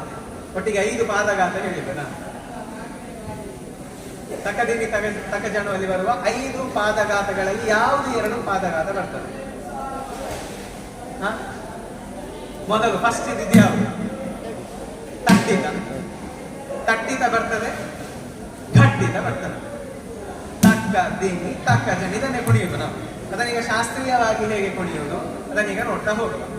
ಈಗ 1ನೇ ಕಾಲದಲ್ಲಿ ಕ್ರಿಯೆ ಒಂದು ಬಾರಿ ಪುನರಾವರ್ತನೆ ಆಗ್ಬೇಕು. ತಕ್ಕದಿಮಿ ತಕ್ಕ ಜನ ಒಂದು ಸಲ ಕುಣಿಬೇಕು. ಹೇಗೆ ಆಗ್ತದೆ ನೋಡಿ. 3, 2, 1 ಸ್ಟಾರ್ಟ್. ತಾ ತಾ ದಿ ಮಿ ತಾ ಕಾ ಛ ನು. ನಾನು ಎಷ್ಟು ಸಲ ಕೊಂಡೆ ತಕದಿಮಿ ತಕಜನವನ್ನು? 1 ಸಲ ಕೊಂಡೆ. ಇಲ್ಲಿ ಕನ್ಫ್ಯೂಷನ್ ಸ್ಟಾರ್ಟ್ ಆಗ್ತದೆ. ಯಾವ ಯಾವ ಅಕ್ಷರಕ್ಕೆ ಹೆಜ್ಜೆಯನ್ನು ಕೂರಿಸಬೇಕು ಅಂತ ಹೇಳಿ, ಹೌದಾ? ಯಾವ ಯಾವ ಅಕ್ಷರಕ್ಕೆ ಹೆಜ್ಜೆಯನ್ನು ಕೂರಿಸಬೇಕು ಅಂತ ಹೇಳಿ. ಒಂದು ತಾ ನೋಡಿ, ತಾ ಕಾ ದಿ. ಈ ದಿ ಯಾವ ಪಾದಘಾತ? ಇದು ತಟ್ಟಿತ. ಈ ದಿ ಯಾವ ಪಾದಘಾತ? ಗಟ್ಟಿತ. ನೋಡಿ, ತಟ್ಟಿತ ಘಟ್ಟಿತ. ತಾ ಕಾ ದಿ ಮಿ ತಾ ಕಾ ಛ ನು. ಹಾಗಾದ್ರೆ ತಾ ದಿ ತಾ ಛ ಈ 4 ಅಕ್ಷರಕ್ಕೆ ನೀವು ಕುಣಿಬೇಕಾಗ್ತದೆ. ಅರ್ಥ ಆಯ್ತಾ? ಅರ್ಥ ಆಯ್ತು ಅಂತ ಭಾವಿಸ್ತೇನೆ ನಾನು. ತಾಗೆ ದೀಗೆ ತಾಗೆ ಝಾಗೆ. ಇದು ಯಾಕೆ ಇಷ್ಟು ಕಷ್ಟಪಟ್ಟು ನಮ್ಗೆ ಹೆಜ್ಜೆ ಬರ್ತದಲ್ವ, ನಾವು ಕುಣಿಬಹುದಲ್ವಾ? ಕುಣಿಬಹುದು. ನಾಯಿ ಕೂಡ ಊಟ ಮಾಡ್ತದೆ, ನಾವು ಕೂಡ ಊಟ ಮಾಡ್ತೇವೆ. ಆದ್ರೆ ನಾವು ಹೇಗೆ ಊಟ ಮಾಡಬೇಕು ಹಾಗೇನೇ ಊಟ ಮಾಡಬೇಕು. ನಾಯಿ ಹೇಗೆ ಊಟ ಮಾಡ್ತದೆ ಅದು ಹಾಗೇನೆ ಊಟ ಮಾಡಬೇಕು. ಹೆಜ್ಜೆ ಕೂಡ ಹಾಗೆ ಕುಣಿಲಿಕ್ಕೆ ಬರ್ತದೆ. ಆದ್ರೆ ಹೇಗೆ ಕುಣಿಯಬೇಕು, ಹೇಗೆ ಕಲಿಬೇಕು, ಹಾಗೇನೆ ಕಲ್ತ್ರೆ ಅದು ಹೆಜ್ಜೆ ಅಂತ ಆಗ್ತದೆ. ಈಗ ತ ದಿ ತ ಜ ಇದಕ್ಕೆ ನಾವು 1ನೇ ಕಾಲದಲ್ಲಿ ಕುಣಿಯುವಂಥದ್ದು. ಈಗ ಮತ್ತಳೆಯಲ್ಲಿ ಆದ್ರೆ ಅದು ಹೇಗೆ? ಈಗ ಒಮ್ಮೆ ನೋಡು. 1ನೇ ಕಾಲ 3, 2, 1. ಈಗ ನಾವು ಕೈಗೆ ಯಾವುದು ತೋರಿಸುದಿಲ್ಲ, ಪಾದ ಹೆಜ್ಜೆ ಮಾತ್ರ. 3, 2, 1 ಸ್ಟಾರ್ಟ್. ಬಡಿಲಿಕ್ಕುಂಟ? ಇಲ್ಲ. First 3, 2, 1 start.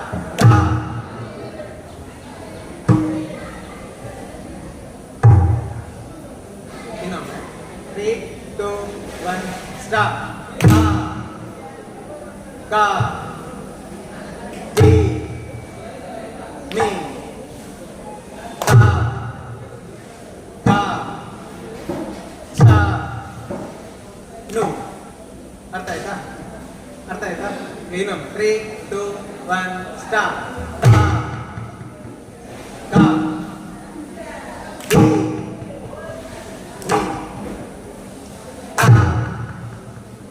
ಕಾ ಛ ನು. ಅರ್ಥ. ಈಗ 2ನೇ ಕಾಲ ತಾ ಕಾ ದಿ ಮಿ ತಾ ಕಾ ಛ ನು. ತಾ ಕಾ ದಿ ಮಿ ತಾ ಕಾ ಛ ನು. 2 ಸಲ ಆಗಿದೆ. ಈಗ ಖಾಲಿ ಬಾಯಿ ತಾಳದಲ್ಲಿ ಮಾಡುವುದಿದ್ರೆ ನೋಡಿ. ತಾ ಕಾ ದಿ ಮಿ ತಾ ಕಾ ಛ ನು. ತಾ ಕಾ ದಿ ಮಿ ತಾ ಕಾ ಛ ನು. ಎಷ್ಟು ಸಲ ಕೊಂಡೆ ನಾನು? 2 ಸಲ ಕೊಂಡೆ. ನಿಯಮ ಹಾಗೆ 2 ಸಲ. ಮತ್ತಳೆಯಲ್ಲಿ ನಾವು ಮಾಡುವುದು ತಾ ಕಾ ದಿ ಮಿ ತಾ ಕಾ ಛ ನು.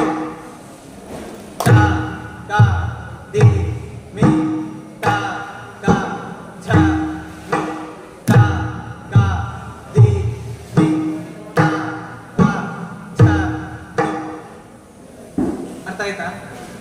ನಾನು ಆಗ ಮಾಡಿದ್ದಕ್ಕೂ ಈಗ ಮಾಡಿದ್ದಕ್ಕೂ ಒಂದು ವ್ಯತ್ಯಾಸ ಆಯ್ತು, ಗಮನಿಸಿದ್ರೆ ನೀವು? ಏನು ವ್ಯತ್ಯಾಸ ಆಯ್ತು? ಯಾವುದು? ಏನು ವ್ಯತ್ಯಾಸ ಆಯ್ತು? ನಾನು ಎರಡನೇ ಕಾಲ ಅಂತ ಹೇಳಿಕೊಂಡೆ ಅಲ್ವಾ, ಅದು ಎರಡನೇ ಕಾಲದಲ್ಲಿ ಇರಲಿಲ್ಲ. ನೀವು ಐಡೆಂಟಿಫೈ ಮಾಡ್ಬೇಕಂತ ಹೇಳಿ ನಾನು ತಪ್ಪುಕೊಂಡದ್ದು. ನಾನದು ಕೊಂಡದ್ದು ಮೂರನೇ ಕಾಲದ್ದು ಕೊಂಡದ್ದು. 4 ಬರ್ಬೇಕಿತ್ತು. ಮೂರನೇ ಕಾಲಕ್ಕೆ 4 ಬರ್ಬೇಕು. ಹೌದಾ? ನಾನು 4 ಕೊಂಡೆ, ಬಟ್ ನೀವು ಐಡೆಂಟಿಫೈ ಮಾಡ್ಲಿಲ್ಲ. ಅರ್ಥ ಆಯ್ತಾ? ಎರಡನೇ ಕಾಲಕ್ಕೆ ಎಷ್ಟು ಕುಣಿಬೇಕು? 2. ತಾ ಕಾ ದಿ ಮಿ ತಾ ಕಾ ಕ. ಗೊತ್ತಾಯ್ತಾ? ತಾ ಕಾ ದಿ ಮಿ ತಾ ಕಾ ಕ. 2. ಈಗ ಮೂರನೇದ್ದು ತಾ ಕ ದಿ ತಾ ಕ ಚ ತಾ ಕ ದಿ ತಾ ಕ ಚ ತಾ ಕ ದಿ ತಾ ಕ ಚ ತಾ ಕ ದಿ ತಾ ಕ ಚ. 4 ಆಯ್ತು. ಈಗ 4ನೇದ್ದು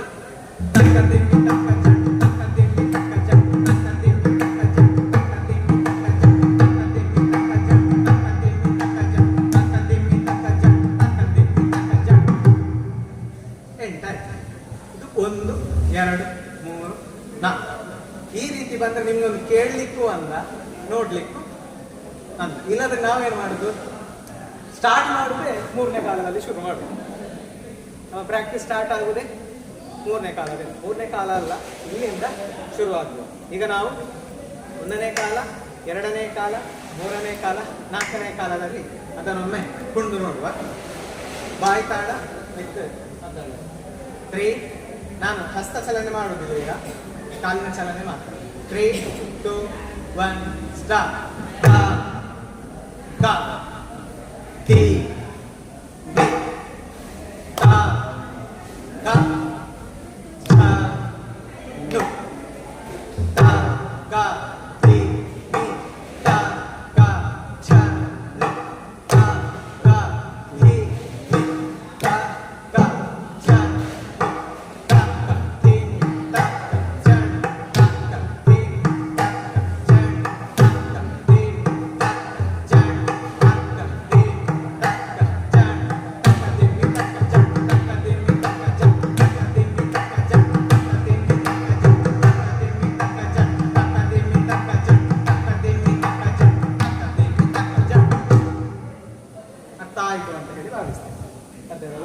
ಇದು ತೆಂಕುತಿಟ್ಟು ಯಕ್ಷಗಾನದ 7 ಪ್ರಾಥಮಿಕ ಹೆಜ್ಜೆಯ 1ನೇ ಹೆಜ್ಜೆ. ನಾವು ನೋಡಿ, 1ನೇ ಹೆಜ್ಜೆ. 2ನೇ ಹೆಜ್ಜೆ ಯಾವುದು?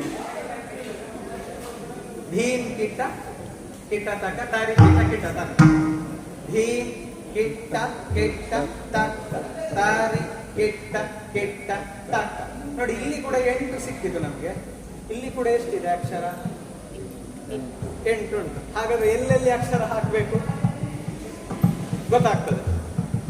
ಹಿ ಕೆ ಟ ಕೆ ಟ ತ ಕ ತ ರಿ ಕೆ ಟ ಕೆ ಟ ತ ಕ ದೇ ಕೆ ಟ ಕೆ ಟ ತ ತ ಕೆ ಟ ಕೆ ಟ ತ ದೇ ಕೆ ಟ ಕೆ ಟ ತ ತ ಕೆ ಟ ಕೆ ಟ ತ ದೇ ಕೆ ಟ ಕೆ ಟ ತ ತ ಕೆ ಟ ದೇ ಕೆ ಟ ಕೆ ಟ ತ ತ ಕೆ ಟ ದೇ ಕೆ ಟ ಕೆ ಟ ತ ಕೆ ಟ ದೇ ಕೆ ಟ ಕೆ ಟ ತ ಕೆ ಟ ದಿಂಗ್ ಡ ಗ ಟ ಗ ದ ರ ಗ ಟ ಗ ದಿಂಗ್ ಡ ಗ ಟ ಗ ದ ರ ಗ ಟ ಗ ದಿಂಗ್ ಡ ಗ ಟ ಗ ದ ರ ಗ ಟ ಗ ದಿಂಗ್ ಡ ಗ ಟ ಗ ದ ರ ಗ ಟ ಗ ದಿಂಗ್ ಡ ಗ ಟ ಗ ದ ರ ಗ ಟ ಗ ದಿಂಗ್ ಡ ಗ ಟ ಗ ದ ರ ಗ ಟ ದಿಂಗ್ ಡ ಗ ಟ ಗ ದ ರ ಗ ಟ ಗ ದಿಂಗ್ ಡ ಗ ಟ ಗ ದ ರ ಗ ಟ.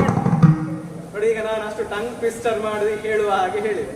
ಅಷ್ಟು ಸ್ಪೀಡ್ ಆಗಬಾರ್ದು ಅಂತ ಇದ್ರೆ ಏನು ಮಾಡಬೇಕು? ಫಸ್ಟಿಗೆ ಸ್ಲೋ ಸ್ಟಾರ್ಟ್ ಮಾಡಬೇಕು. ಇಷ್ಟೇ ಇರುವಂಥದ್ದು. ಇಲ್ಲಿ ನೀವು ಶುರು ಮಾಡಬೇಕಾದ್ರೆ ಧೀಮ್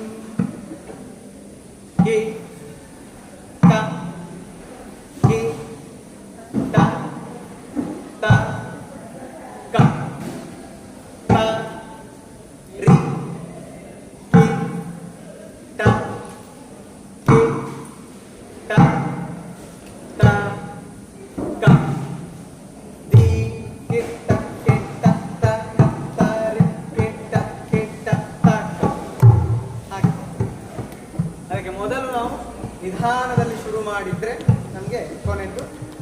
ಆಗ್ತದೆ. ಈಗ ತಕದಿಮಿ ತಕಜನುವಲ್ಲಿ ನಾನು ಪಾದ ಚಲನೆ ಮಾತ್ರ ಮಾಡಿ ಹಸ್ತ ಚಲನೆ ಮಾಡಿ, ಹಸ್ತ ಚಲನೆ ಹೇಗೆ ಅದನ್ನೊಂದು ಕಂಪ್ಲೀಟ್ ಮಾಡಿ ಬಿಡ್ತೇನೆ ನಾನು. ಹಸ್ತ ಚಲನೆ ಇರುವಂಥದ್ದು ಯಾವತ್ತು ನೀವು ಹೆಜ್ಜೆ ಪ್ರಾರಂಭಿಸಬೇಕಾದ್ರೆ ನಾವು ಬಲ ಬದಿಗೆ ಪ್ರಾಶಸ್ತ್ಯ ಕೊಡುವಂಥದ್ದು, ಹೌದಾ? ಸೊ ಬಲ ಹಸ್ತ ನಿಮ್ಮನ್ನು ನೋಡುವ ಹಾಗೆ, ಎಡ ಹಸ್ತ ಪ್ರೇಕ್ಷಕರನ್ನು ನೋಡುವ ಹಾಗೆ ಹಿಡಿದುಕೊಂಡಿರ್ಬೇಕು. ಬಲಹಸ್ತ ನಿಮ್ಮನ್ನು ನೋಡುವ ಹಾಗೆ, ಎಡಹಸ್ತ ಪ್ರೇಕ್ಷಕರನ್ನು ನೋಡುವ ಹಾಗೆ. ನೋಡುವ ದಿಕ್ಕು ಕೈಯನ್ನು ನೋಡುವುದಲ್ಲ, ಕೈಯ ದಿಕ್ಕನ್ನು ನೋಡಬೇಕು. ಕೈಯ ದಿಕ್ಕನ್ನು ನೋಡುವಂಥದ್ದು. ಕೈಯನ್ನು ಯಾಕೆ ನೋಡಬಾರ್ದಂತ ಹೇಳಿದ್ರೆ, ಮುಂದಿದ್ದವರಿಗೆ ನೀವು ಕಣ್ಣು ಬಿಟ್ಟಿದ್ದೀರಂತ ಕಾಣ್ತದೆ. ನೀವು ಕೈಯನ್ನು ನೋಡ್ತಾ ಇದ್ರೆ, ಒಂದು ವೇಳೆ ನೀವು ಕೈಯನ್ನು ನೋಡ್ತಾ ಇದ್ರೆ ಹಿಂದಿನವರಿಗೆ ನೀವು ಕಣ್ಣು ಮುಚ್ಚಿ ಕುಣಿದ ಹಾಗೆ ಕಾಣ್ತದೆ. ಅದಕ್ಕೆ ಏನ್ ಮಾಡ್ಬೇಕು? ಕೈಯ ದಿಕ್ಕನ್ನು ನೋಡಿ ಕುಣಿಬೇಕು. ದೀಮ್ ಕಿಟ್ಟ ಕಿಟ್ಟ ತಕ್ಕ ತಾರಿ ಕಿಟ್ಟ ಕಿಟ್ಟ ತಕ್ಕ ದೀ ನೋಡಿ, ಈಗಲೇ ವ್ಯತ್ಯಾಸ ಗೊತ್ತಾಗ್ತದೆ. ಇದೊಂದು ನೆನಪಿನಲ್ಲಿ ಇದ್ರಾಯ್ತು. ಈಗ ತಕದಿಮಿ ತಕಜನುವಲ್ಲಿ ಹಸ್ತ ಚಲನೆ ಹೇಗೆ ಮಾಡುವುದು ಅಂತ ಹೇಳಿ, ಬಲಗಾಲಿದ್ದು ಕುಣಿಬೇಕಾದ್ರೆ ಬಲ ಕೈ ನಿಮ್ಮನ್ನು ನೋಡ್ತಾ ಇರಿ, ಎಡಕಾಲಿದ್ದು ಕುಣಿಬೇಕಾದ್ರೆ ಎಡ ಕೈ ನಿಮ್ಮನ್ನು ನೋಡ್ತಾ ಇರಿ. ಫಾರ್ಮುಲಾ ಅಷ್ಟೇ. ಬಲಗಾಲಲ್ಲಿ ನೀವು ಕುಣಿತಾ ಇರ್ಬೇಕಾದ್ರೆ ಬಲ ಕೈ ನಿಮ್ಮನ್ನು ನೋಡ್ತಾ ಇರ್ಬೇಕು, ಎಡಗಾಲಲ್ಲಿ ಕುಣಿತಿದ್ರೆ ಎಡ ಕೈ ನಿಮ್ಮನ್ನು ನೋಡ್ತಾ ಇರ್ಬೇಕು. ಈಗ ತಕದಿಮಿ ತಕಜನು ಮಾಡುವುದಿದ್ರೆ ತ ಕ ದಿ ಮಿ, ತ ಕ ಝ ನಿ, ತ ಕ ದಿ ಮಿ, ತ ಕ ಝ ನಿ, ತ ಕ ದಿ ಮಿ, ತ ಜ, ತ ಕ ದಿ ಮಿ, ತ ಜ, ತ ಕ ದಿ ಮಿ, ತ ಕ ಜನು, ತ ಕ ದಿ ಮಿ, ತ ಕ ಜ, ತ ಕ ದಿ ಮಿ, ತ ಕ ಜನು, ತ ಕ ದಿ ಮಿ, ತ ಕ ಜ. ಈ ವಿಷಯವನ್ನು ನೆನಪಿಟ್ರೆ ತಕದಿಮಿ ತಕಜನುವಾಗಿ. ಈಗ ನಾವು ದೀಮ್ ಕಿಟ ಕಿಟ ತಕವನ್ನು 1ನೇ ಕಾಲ, 2ನೇ ಕಾಲ, 3ನೇ ಕಾಲ, 4ನೇ ಕಾಲದಲ್ಲಿ ನೋಡ್ತಾ ಹೋಗುವ. ಒಮ್ಮೆ ನಾನು ಮತ್ತೆರಡೊಟ್ಟಿಗೆ ಕುಣಿಯುವ ಪ್ರಯತ್ನ ಮಾಡ್ತೇನೆ, ಸರಿಯಾಗಿ ಗಮನಿಸಿ. 3, 2, 1 ಸ್ಟಾರ್ಟ್.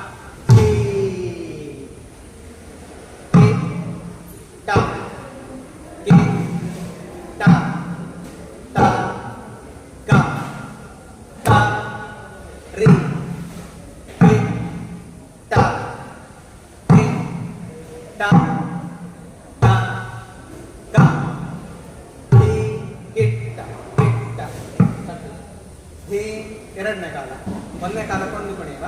3, 2, 1 ಸ್ಟಾರ್ಟ್. 3, 2, 1 ಸ್ಟಾರ್ಟ್.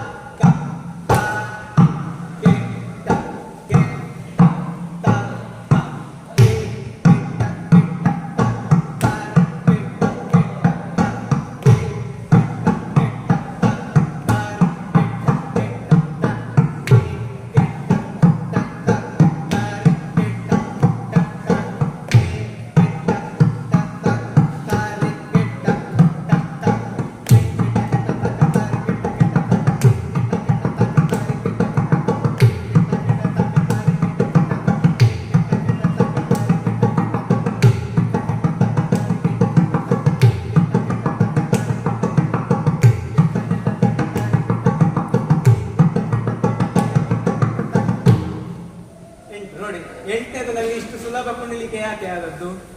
ಒಂದನೇದು ತುಂಬಾ ನಿಧಾನ ತಗೊಂಡು ನೀವು ನಿಧಾನ ಕುಂದ ಹೆಜ್ಜೆಯ ಕ್ಲಾರಿಟಿ ಕೂಡ ನಿಮಗೆ ಗೊತ್ತಾಗ್ತಾ ಹೋಗ್ತದೆ. ಈಗ ದೀಮ್ ಕಿಟ ಗಿಡದಲ್ಲಿ ಯಾವುದೆಲ್ಲ ಪಾದಘಾತ ನೋಡಿದ್ವಿ? ದೀಮ್ ಯಾವ ಪಾದಘಾತ? ಯಾವುದು ಹೆಸರು? ಹೌದು, ತಕ್ಷಣ ಅದು ಬರ್ಲಿಕ್ಕೆ ಸ್ವಲ್ಪ ಪ್ರಾಕ್ಟೀಸ್ ಬೇಕು. ತಟ್ಟಿತ. ಇದು ಯಾವುದು? ಘಟ್ಟಿತ. ಇದು ಯಾವುದು? ಈಗ ಆ ಕಡೆಯಿಂದ ಈ ಕಡೆ ನಮ್ಗೆ ಇರ್ತದಲ್ಲ ತಟ್ಟಿತ. ಜಾರಿಸಿ ಬಂದದಲ್ಲ ನಾವು, ಹೌದಾ?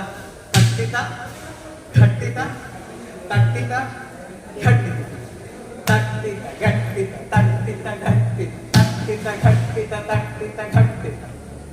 ನೋಡಿ, ಎರಡು ಮೂರು ತಟ್ಟಿತ ಬಂತು, ಒಂದು ಘಟ್ಟಿತ ಬಂತು. ದೀನ್ ಕಿಟಕಿಟದಲ್ಲಿ ನೀವು ಹೀಗೆ ಕ್ಯಾಲ್ಕುಲೇಷನ್ ಹಾಕ್ತಾ ಹೋದ್ರೆ ನಿಮಗೆ ಈ ಹೆಜ್ಜೆಗಳು ಸುಲಭವಾಗಿ ಬರ್ತವೆ.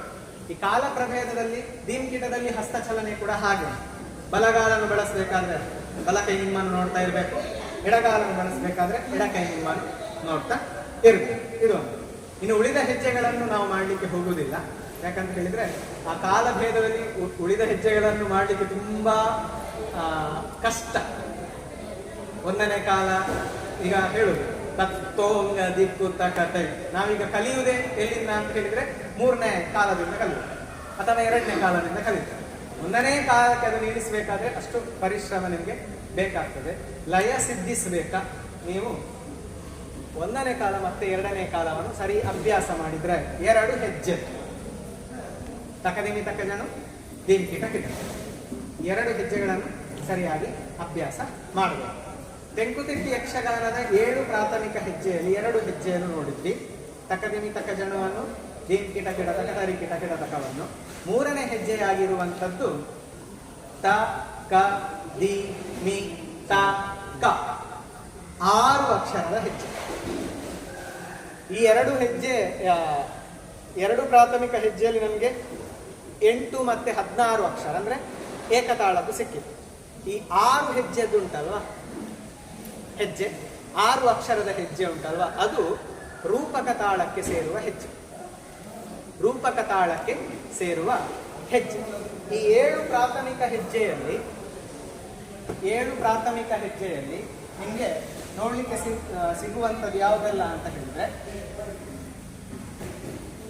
1ನೇ ಹೆಜ್ಜೆ, 2ನೇ ಹೆಜ್ಜೆ, 3ನೇ ಹೆಜ್ಜೆ, 4ನೇ ಹೆಜ್ಜೆ, 5ನೇ ಹೆಜ್ಜೆ, 6ನೇ ಹೆಜ್ಜೆ, 7ನೇ ಹೆಜ್ಜೆ. 1ನೇ ಹೆಜ್ಜೆ ಯಾವುದು? ಈಗ ನೋಡಿರುವಂಥದ್ದು ನಾವು ತಕದಿನಿ ತಕದಿನಿ ತಕಝಣ್. 2ನೇ ಹೆಜ್ಜೆ ಭೀಮ್ ಕಿಟ್ಟ ಕಿಟ್ಟ ತಕ ತರಿ ಕಿಟ್ಟ ಕಿಟ ತಕ. 3ನೇ ಹೆಜ್ಜೆ ಉಂಟಲ್ವಾ, ಅದು ತ ಕ ದಿ ನಿ ತ ಕ, 6 ಅಕ್ಷರ. ಈ 3ನೇ ಹೆಜ್ಜೆ 6 ಅಕ್ಷರ. ಇದು ಯಾವ ತಾಳ ಅಂತ ಹೇಳಿದ್ರೆ ರೂಪಕ ತಾಳ. ಈ ಮೊದಲದ್ದು ಯಾವುದು? 2 ತಾಳ ಏಕತಾಳ. ಏಕತಾಳ. 4ನೇ ಹೆಜ್ಜೆ ತತ್ತೋಂಗ ದಿಕ್ಕು ತಕ ತೈ ತಾಂ ತರಿಕಿಟ್ಟ ಕೆಟ್ಟ ತಕ. ಇದನ್ನು ಯಕ್ಷಗಾನದ ಭಾಷೆಯಲ್ಲಿ ಸಲಾಮು ಹೆಜ್ಜೆ ಅಂತ ಕರೀತಾರೆ. ಸಲಾಮು ಹೆಜ್ಜೆ ಅಂತ ಕರೆಯುವಂಥದ್ದು.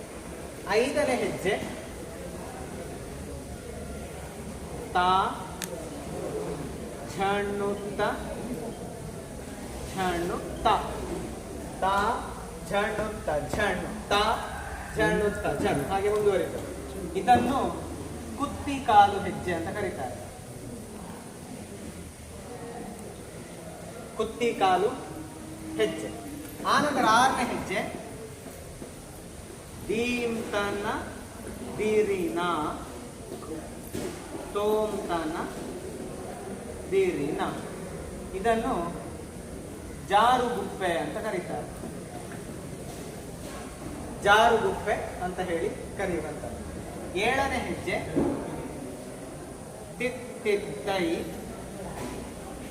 ತಿತ್ತಿತ್ತೈ. ಇದು ಕೋರೆ ತಾಳ. ಇದು ಕೋರೆ ತಾಳ. ನೋಡಿ ಇಲ್ಲಿ ಬಂದದ್ದು ಒಂದು ಈ ತಕದಿನಿ ತಕಜನು ಮತ್ತೆ ಈ ತಿತ್ತಿತ್ತೈಯನ್ನು ಬಿಟ್ಟರೆ ಉಳಿದೆಲ್ಲವೂ ಕೂಡ ಯಾವ ತಾಳ? ಏಕತಾಳ. ಹಾಗಾದ್ರೆ ತೆಂಕುತಿಟ್ಟು ಯಕ್ಷಗಾನದ 7 ಪ್ರಾಥಮಿಕ ಹೆಜ್ಜೆಯಲ್ಲಿ ಮೊದಲ 2 ಏಕತಾಳ, ಮೂರನೆಯದ್ದು ರೂಪಕ ತಾಳ, 4, 5, 6 ಏಕತಾಳ, 7ನೆಯದ್ದು ಕೋರೆ ತಾಳ. ತೆಂಕುತಿಟ್ಟು ಯಕ್ಷಗಾನದ ಪರಂಪರೆಯಲ್ಲಿ ಫಸ್ಟಿಗೆ ಈ 7 ಹೆಜ್ಜೆ ಕಲಿಯುವುದು, ಆ ನಂತರ ಬೇರೆದೆಲ್ಲ ಕಲೀಲಿಕ್ಕೆ ಹೋಗುದು. ಇದು 7 ಬಂತ ಅವನಿಗೆ ಸ್ವಲ್ಪ ವೇಷ ಹಾಕ್ಲಿಕ್ಕೆ ಸ್ವಲ್ಪ ರೆಡಿ ಆಗಿದ್ದಾನಂತ ಅರ್ಥ. ಆದ್ರೆ ಈಗ ಏನಾಗಿದೆ, ನಾವು ದೀಮ್ ಕಿಟ್ ಒಂದು ಕೊಂಡ್ರೆ ಸಾಕು, ನಾವು ವೇಷ ಹಾಕ್ಲಿಕ್ಕೆ ಹೋಗ್ತೇವೆ. ಈಗ ಹಾಗೆ ಆಗಿದೆ. ಈ ರೂಪಕ ತಾಳ ಉಂಟಲ್ವಾ, ಈ ಏಕತಾಳದ ಮಾತ್ರೆ ಎಲ್ಲ ಎಷ್ಟು? 4/4.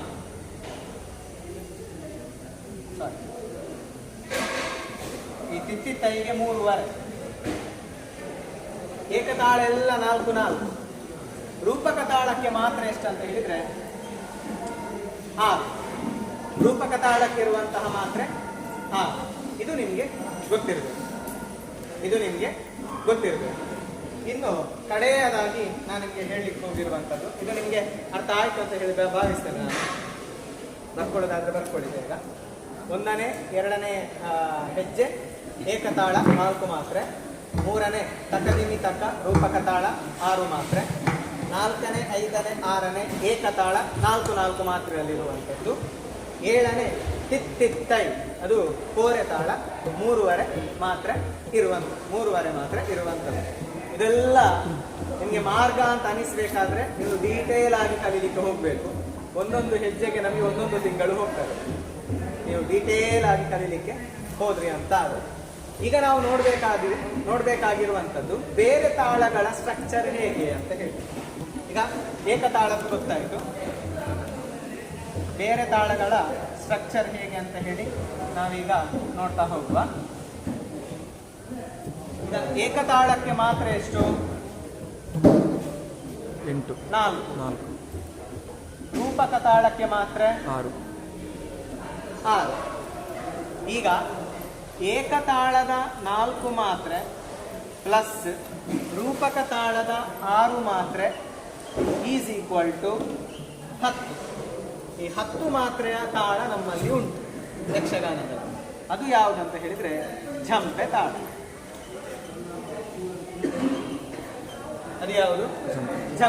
ಝಂಪೆ ತಾಳ ಈಸ್ ಈಕ್ವಲ್ ಟು ಆಗ್ಬೇಕಾದ್ರೆ ಏನಿರ್ಬೇಕು? ಅಲ್ಲಿ ಒಂದು ಏಕತಾಳ ಇರಬೇಕು, ಮತ್ತೊಂದು ರೂಪಕ ತಾಳ ಇರಬೇಕು.